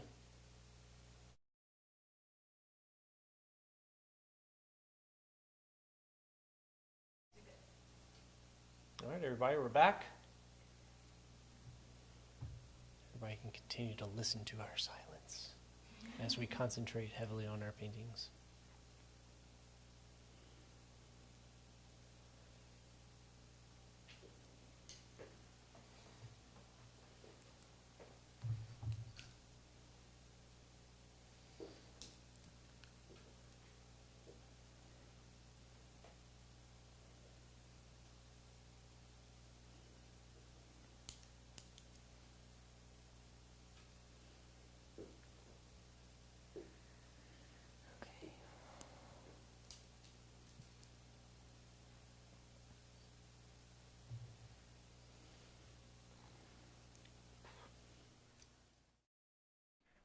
We have a few more people coming in. So we have Gail, which I'm sure we all remember. She's very sweet.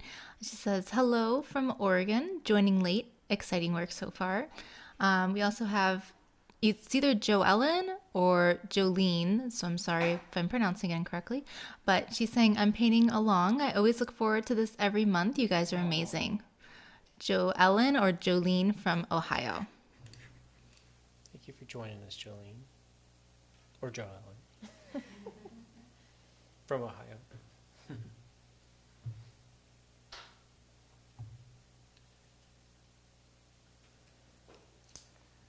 Oh, this fan brush is so useful. Thank you, Erica.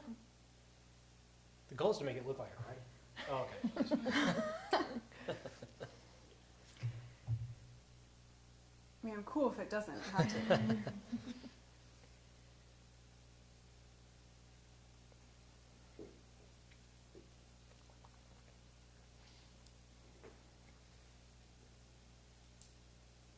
It'd be really fun if at some point we just did paintings of each other painting each other. Yeah. Very meta. Painting in a circle. A dude painting another dude to look like another dude. Is that like a Tropic Thunder reference? Yes, it is. Okay. Hey. God. I could not get myself to get through that movie. Yeah, I have not actually seen it. It's funny because that comment was, even if you hadn't seen that movie, people know that Yeah. that quote.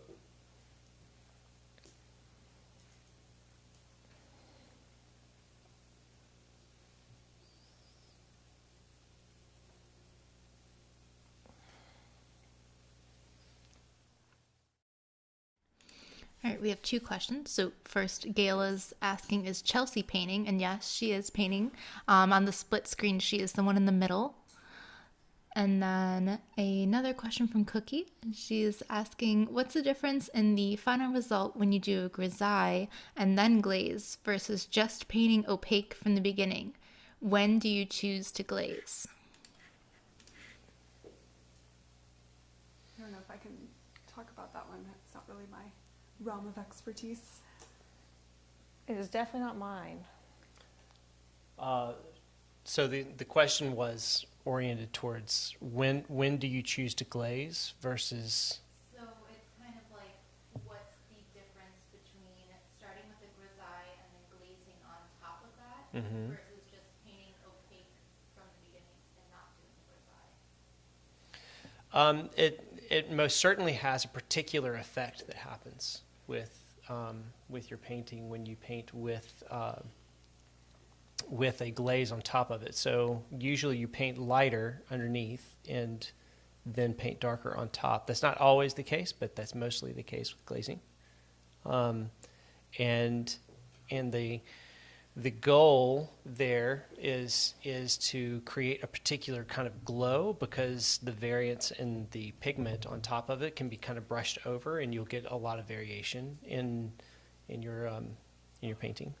So that would be why people would do it. So it gives just a particular effect that people are wanting to go for.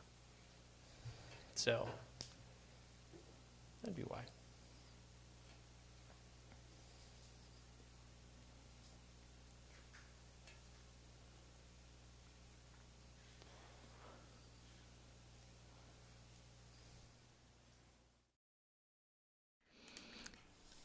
And to answer the, like, when do you choose to glaze, it kind of depends on what effect you're going for, but generally what I'll do is I'll glaze as the last layer as kind of like a nice final touch of color. So I'll usually just oil it out in the areas that I want to glaze in with some oleo gel, which is from Natural Pigments, and then just go over with some thin paint on top of that, and it creates a really nice luminous color. I've heard that the Venetian medium from Natural Pigments is also really nice to glaze with, but I haven't tried that one, but I'm dying to get my hands on it, so I'll let you know how it goes.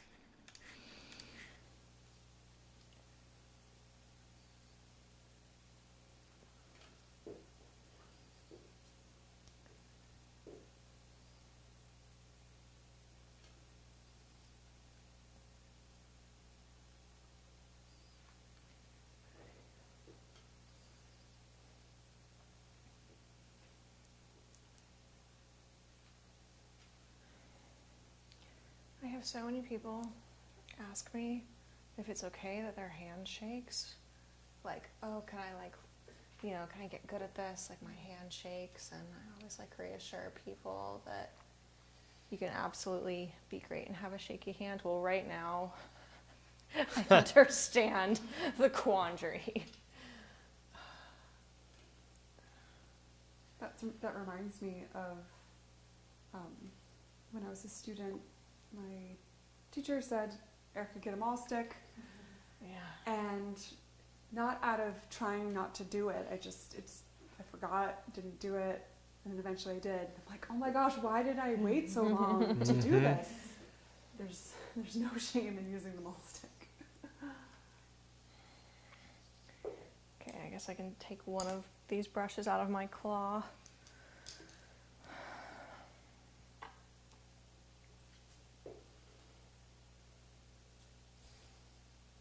Oh, I'm violating the stool of shame, you know? No worries, I've been doing it all day. I feel like we should explain that. Yeah, I was gonna say I could maybe need an There explanation. you go, Tina. So we have a stool that is labeled the stool of shame. Basically, the story comes from Erica at Florence Academy of Art. Whenever we had an easel hugger, which is basically when you stand too close to your easel and you kind of tunnel vision in and focus only on one area of your painting and not the whole cohesive painting, and you're not standing far enough back, you would get a stool in front of your easel to make you not stand so close to it. So we were joking about that, and then we ended up labeling one of our stools the stool of shame, and it has a nice little post-it note on it. It's labeled and everything. And then the next day I came into the studio and Louis thought it was so funny to put it in front of my easel because I was struggling with my floral painting because, yes, I was easel hugging. And it's actually been super helpful, which is kind of a nice little tidbit from this whole story. But I would highly recommend trying that out if you're finding yourself standing too close to your easel. Just get a stool of shame in there.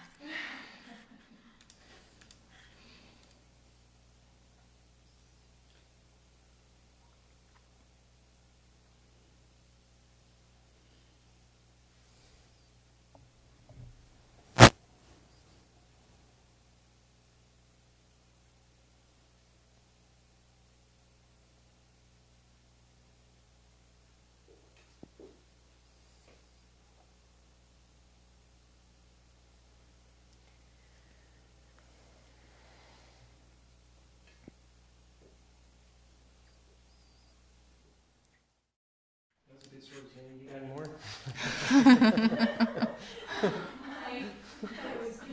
My smallest brush on the most delicate part of the eye, and you made me laugh. Oh, I'm so sorry. Which is too funny. I saw a snake today. That's like, that's my story. I was outside and I was having lunch. We usually all have lunch together, but today was kind of sporadic because of Painting from Life. So I was just sitting outside by myself, and there was a scary snake that was just slithering around in the backyard. And it ended up being a nice snake. It was a rat snake, which are like totally non-venomous and actually really good for, like, what did you say they do really well, Louis? Away the bad snakes. They yes. They're a predator to bad snakes like a copperhead.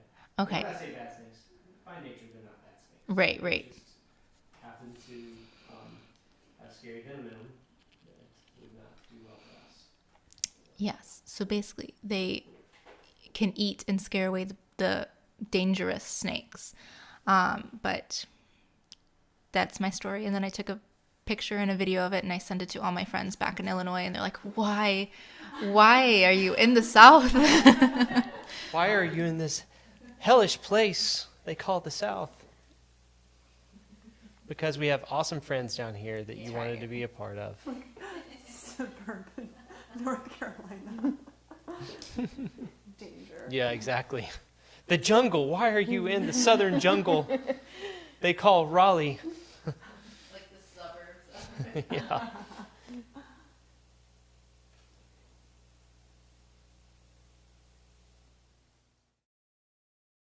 We also have a question from Gail about Lewis's substrate, but I can explain because they are very focused on painting right now, which I totally understand. But it's an ACM panel that he has primed and toned, and I believe he used gesso, right, for that one? Yeah. So he used gesso, and then he toned it kind of like a cool color. But on the camera, it is pulling a little bit brighter, so it's not paper. It's a ACM panel that he primed.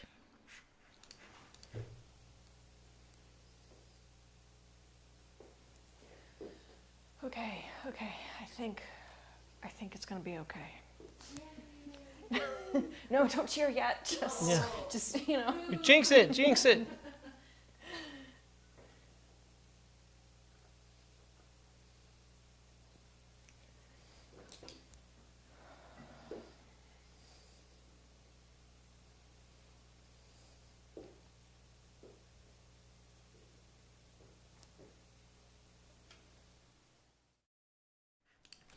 We have a question from Sally Thompson.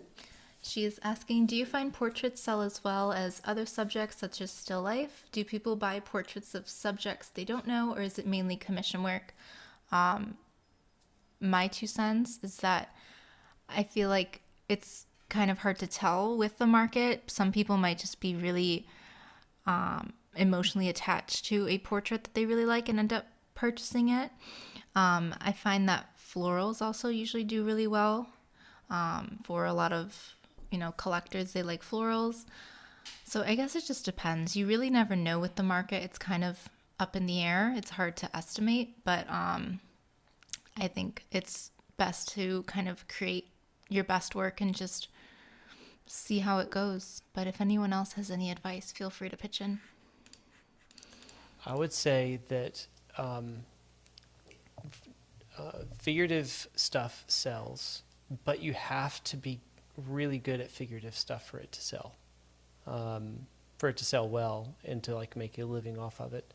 Now that's a very overgenerality, because you most certainly, if you're business savvy, you can make a living almost selling any kind of art that you enjoy creating. So that's like with a huge caveat with on that, but I do think that like entry level, it's easier to sell still life and landscape type of work. So now that's not to say that people who are very skilled, that painting still lifes or florals or landscapes or anything is any less than. It's actually, I consider, one of the hardest skills to get incredibly good at. But I think that people associate other people in a different way than they do objects for their home. And so I think they come up with the very same thing you're thinking of, which is, unless it's a portrait of their child or somebody in their family, it doesn't make as much sense at the beginning for just having something on their wall. So getting good at figurative work to make it feel poetic, I think, is the goal, if that's the kind of work you want to create, if that's the kind of work you want to sell.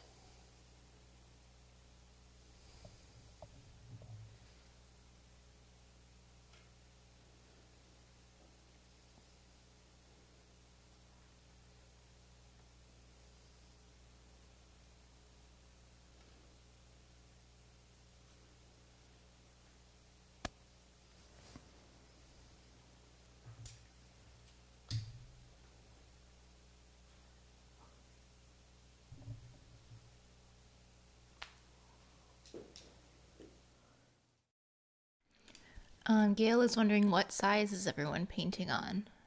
This is 12 by 9. I am painting on 8 by 10. I am painting on a 12 by 9 as well. Y'all can't see me, but I'm also painting 8 by 10. Whatever that's worth. So much. All things.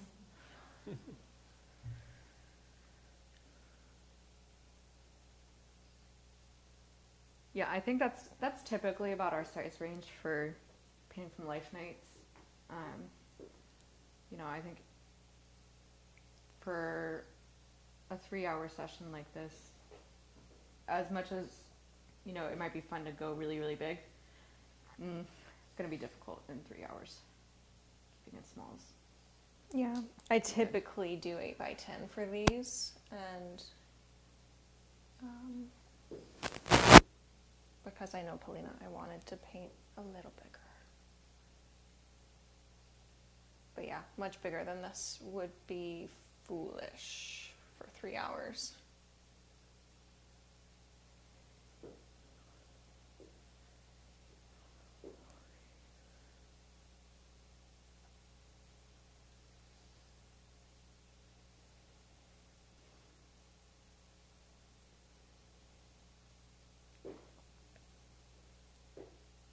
What is everybody painting on at home? What size panel are you painting on? Or canvas?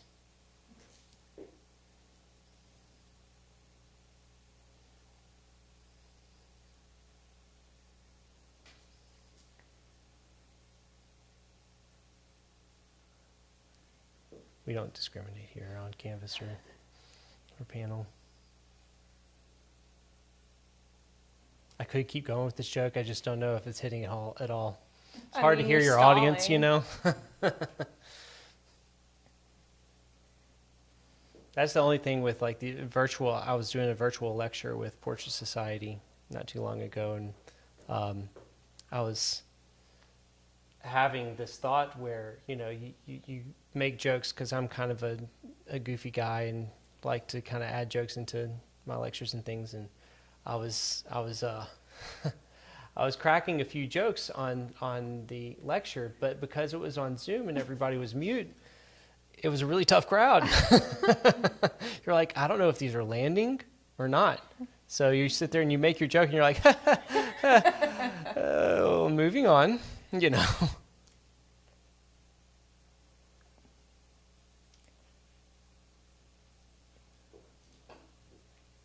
the right color. No, you nailed it. I nailed it. Yeah. That's right. I just nailed it too. Wow. You're learning grasshopper. Nailed it.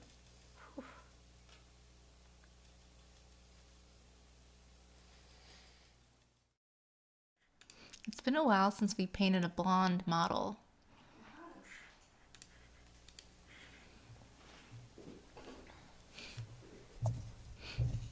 Looks like fun. She says sadly. Well, it is fun. Thank you for switchering teams. Use the whole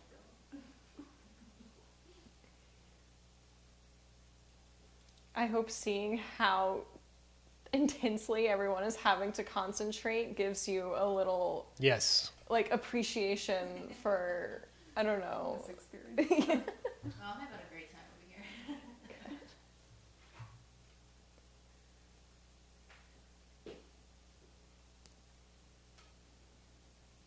This is definitely a challenge in chroma organization. Yeah.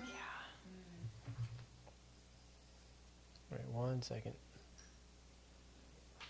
All right, everybody. We'll be back in just a few minutes. I'm going to put in a bit. We're back, everyone.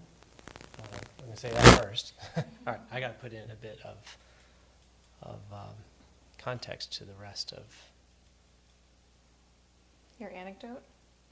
context to the rest of her body. Oh, So okay, we the just don't have painting. just a bit Got of it. a floating head here.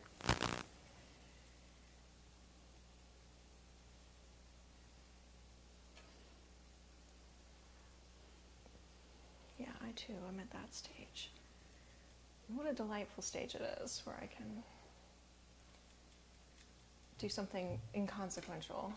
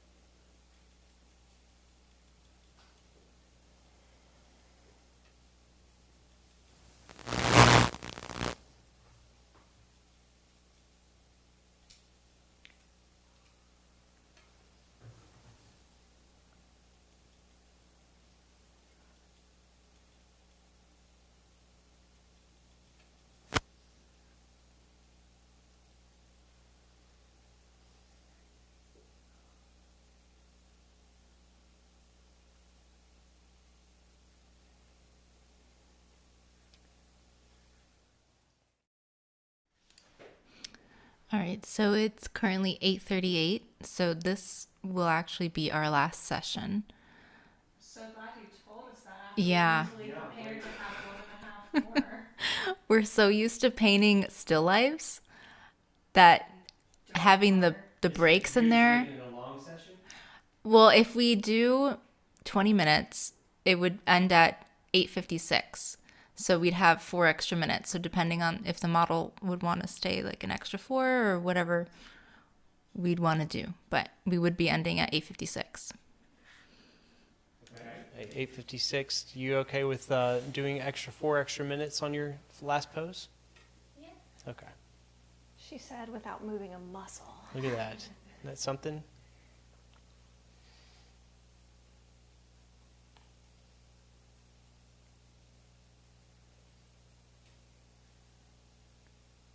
Can you come back and pose? Yeah, no kidding.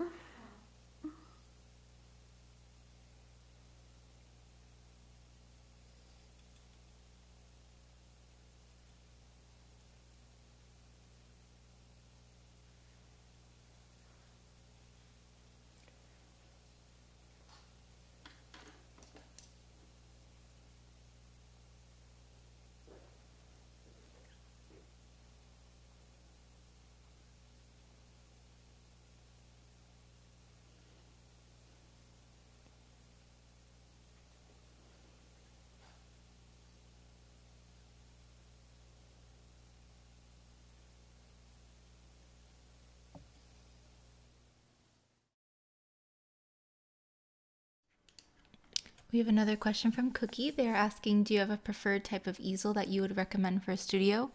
The one that I have and I would recommend is the Jack Richardson Dolce easel. It's an H frame, and it's a really good sized easel. It doesn't take up too much space for a small studio. The only thing is that the like little adjuster things for the bottom of the easel, like where the painting rests, it can sometimes fall. So I have to have a clamp underneath it. So in case it does fall, it doesn't hit the ground. So other than that, it's a really good easel. I would recommend it. I don't know which one anyone else uses. If they have any recommendations, please let Cookie know. I use, what is that? Maybeth? Is that how you say it? Just the standard wood vertical easel.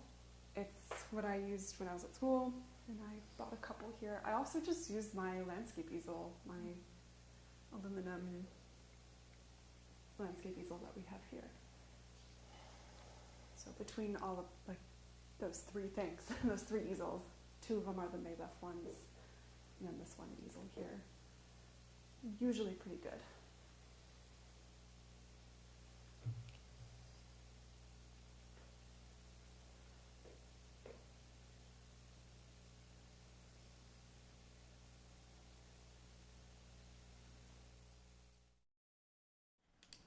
I find that the H frame is generally more sturdy than the A frame.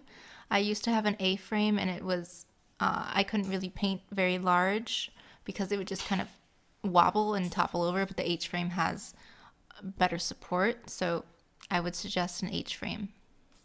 Yeah, mine is an H frame, but it's kind of a funky one. I've never seen one quite like yours. It's really weird. I couldn't tell you off the top of my head the name of the company that made it, but I don't believe they're in business anymore. But it's kind of like an H frame that has, I guess you'd say maybe like a platform kind of thing that it sits on. It's super, super sturdy, doesn't wobble a single bit. You can be really rough with it and it's not going to move anywhere.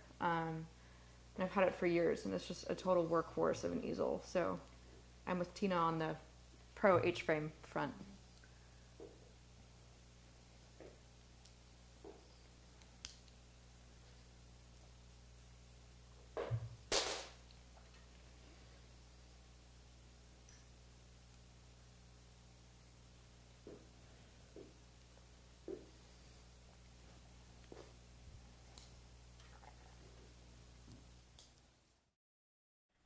And we also have a comment from Gail about our lovely model. She's saying she's doing a great job of maintaining a consistent gaze. I really appreciate that when I'm drawing someone. Yes, we do Doing a great too. job.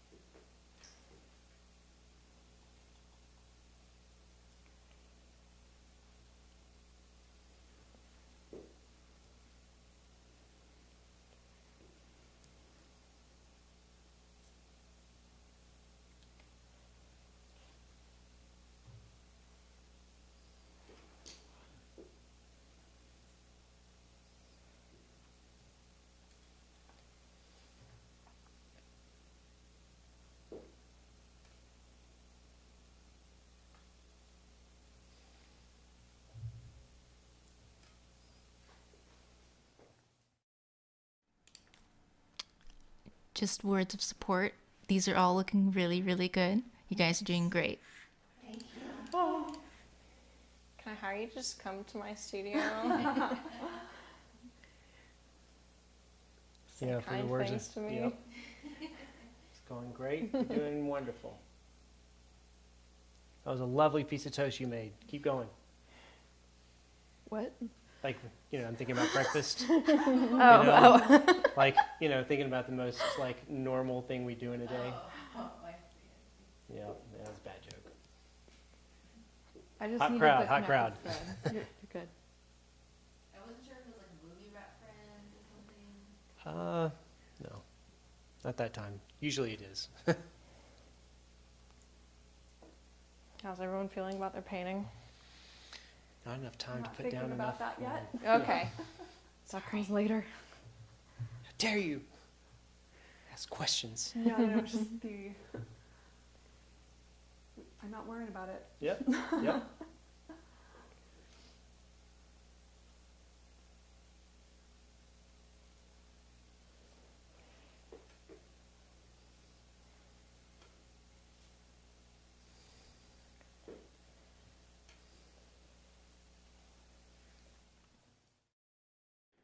We also have another comment of support from Joseph Piven.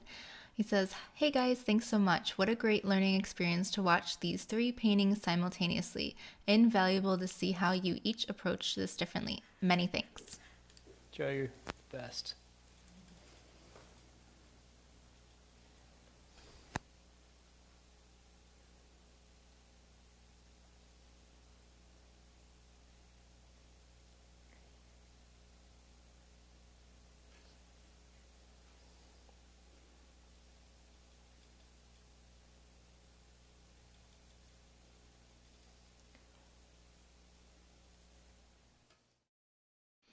Just a time reminder for everyone, it's 8:46, so we have a little less than 15 minutes left. Thank you, Tina. I feel like that was like a yes, chef moment. Oui, chef. Yes, chef.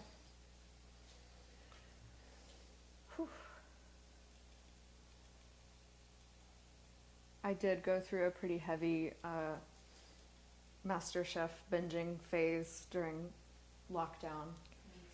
Me too. So good.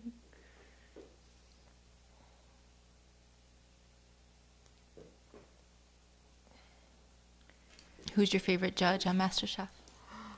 Oh, that's so tricky, but I think I would have to say Joe. He's so sassy. I love it. My favorite is when he throws the food out, like in the garbage. Like he'll taste it and he'll be like, "This is disgusting." Oh, He throws it in the brutal. trash.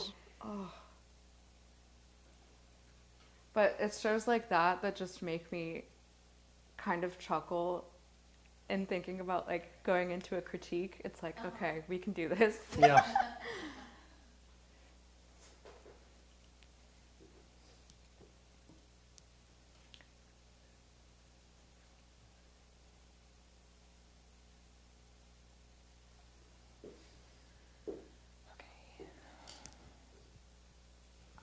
I stopped my binge phase though.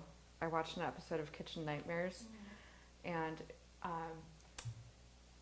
they were featuring a restaurant that I had actually eaten at before, and I was so freaked out. Oh man,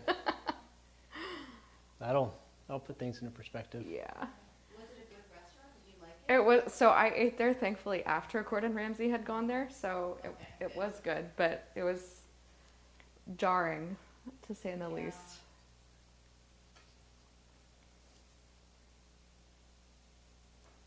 I always wonder how much they really play up for TV. Like, it can't all be that bad, I hope. I don't know, it's hard to tell.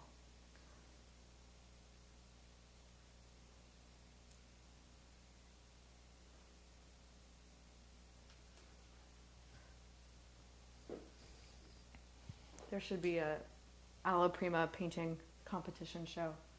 Yes. Gordon Ramsay can judge us. That was perfect. Oh, God. I'm gonna have a nightmare about that, I think. I'm too sensitive for that. He's gonna throw my painting in the garbage. I remember like one of our first critiques that we did. I was like, okay, just because I don't know you, how like direct do you want me to like start with when we start? You know, can you want me to like kind of lay it on you hard, or are you one that wants to like, you know, have sort of show you some improvements here and then like do it in stages? And you're like, yeah, let's do a little easier. You know, which is so good as a teacher to get to somebody that's honest enough to like know how they receive thoughts and criticism. I remember when you asked me that, I said, don't beat me up. Yep. Like, that's the best I could do. I remember when you asked me that, and I was just like, lay it on me. Give me Bring it. all of it.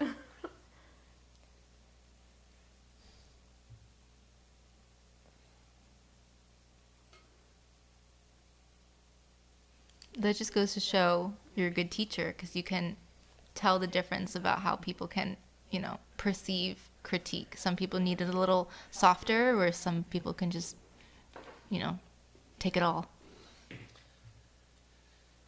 That's definitely something I strive to do.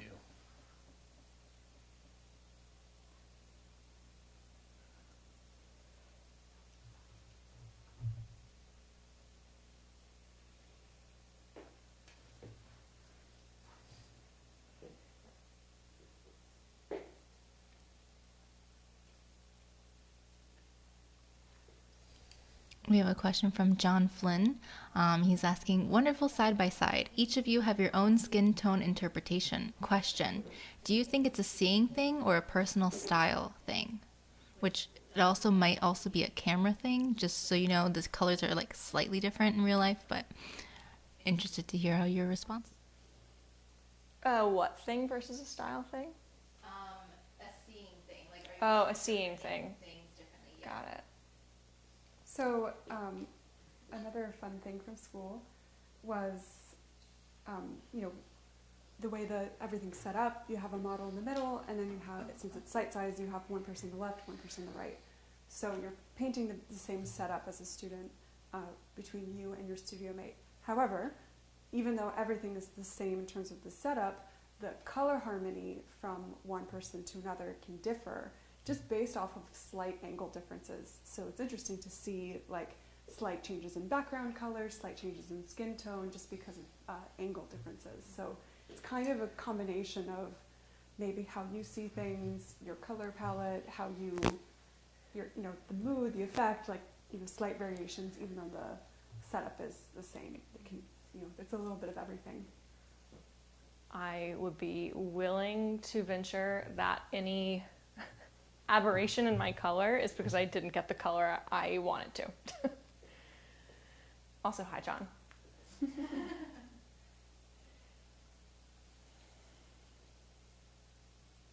Oh, Chelsea, how is your YouTube and how are your teachings doing?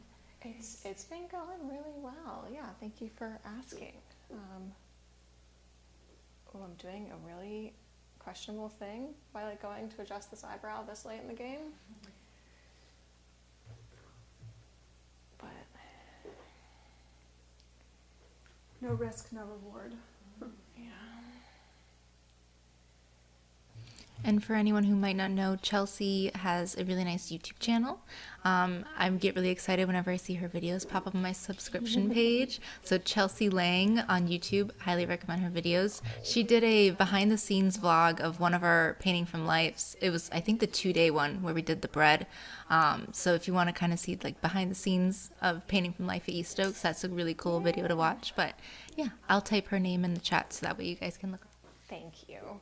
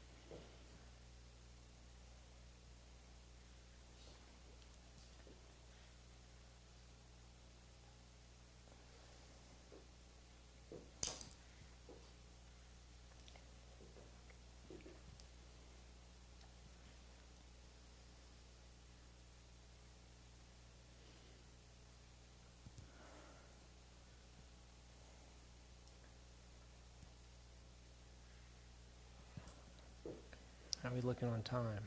It is 8:54. Crunch time.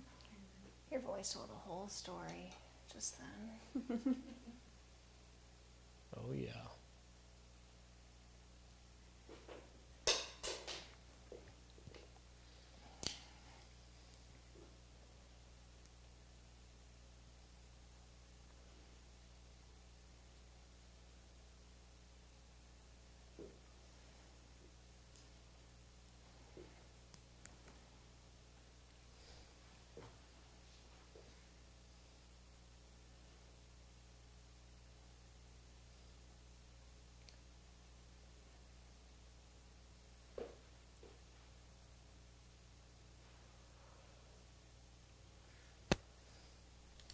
And if anyone has been painting along from the reference images, feel free to tag us on Instagram. We'd love to see what you create.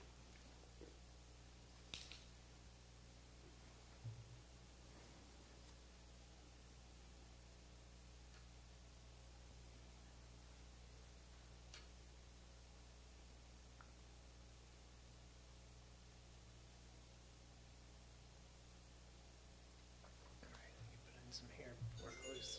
Was that was it? Oh, I was about to be like, I thought I had some moment. This is the 4 extra minutes we're in.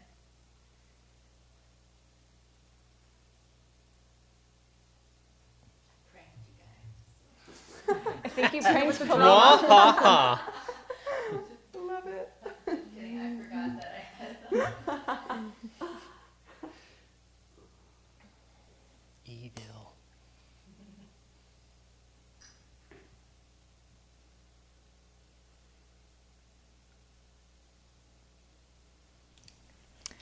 Gail is asking, does the studio have an Instagram? Yes, I will link it in the chat for you. And also, we have a special guest. Kristen is in the chat. She says, tuned in late, but Hey. looking good, guys.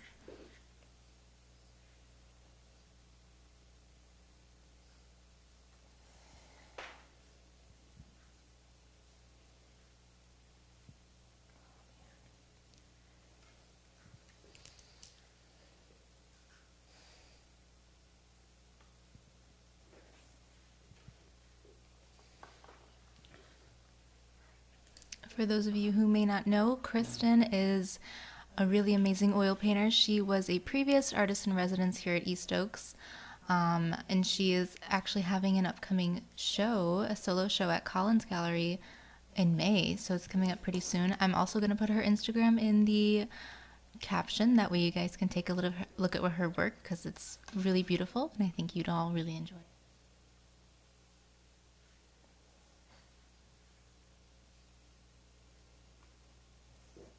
Okay.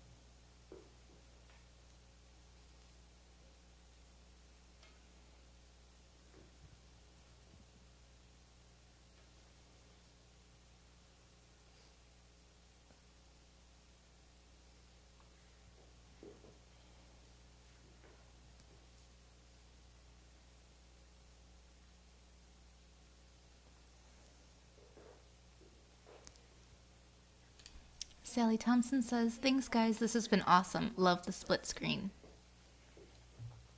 Well, we'll keep on doing it.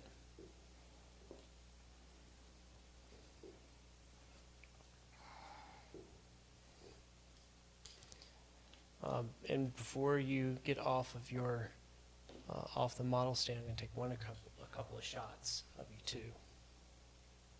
Just a couple of quick photos.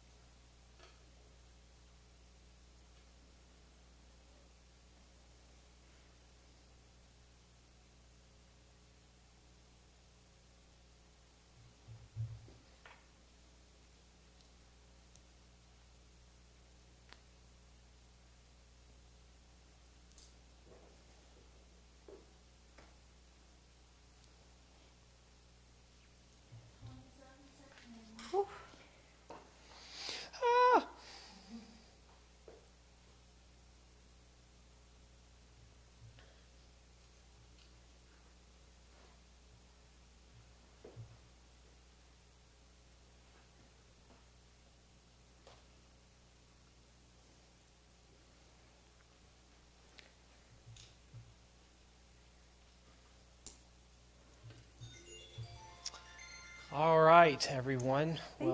Thank you so much for joining us, and thank you for all the participants for this wonderful evening, and to everyone who joined us. This has been a pleasure as always, and we will, if you are at Portrait Society coming up, we will. Most of us will be there at that time, so seek us out and come talk to us and say hey.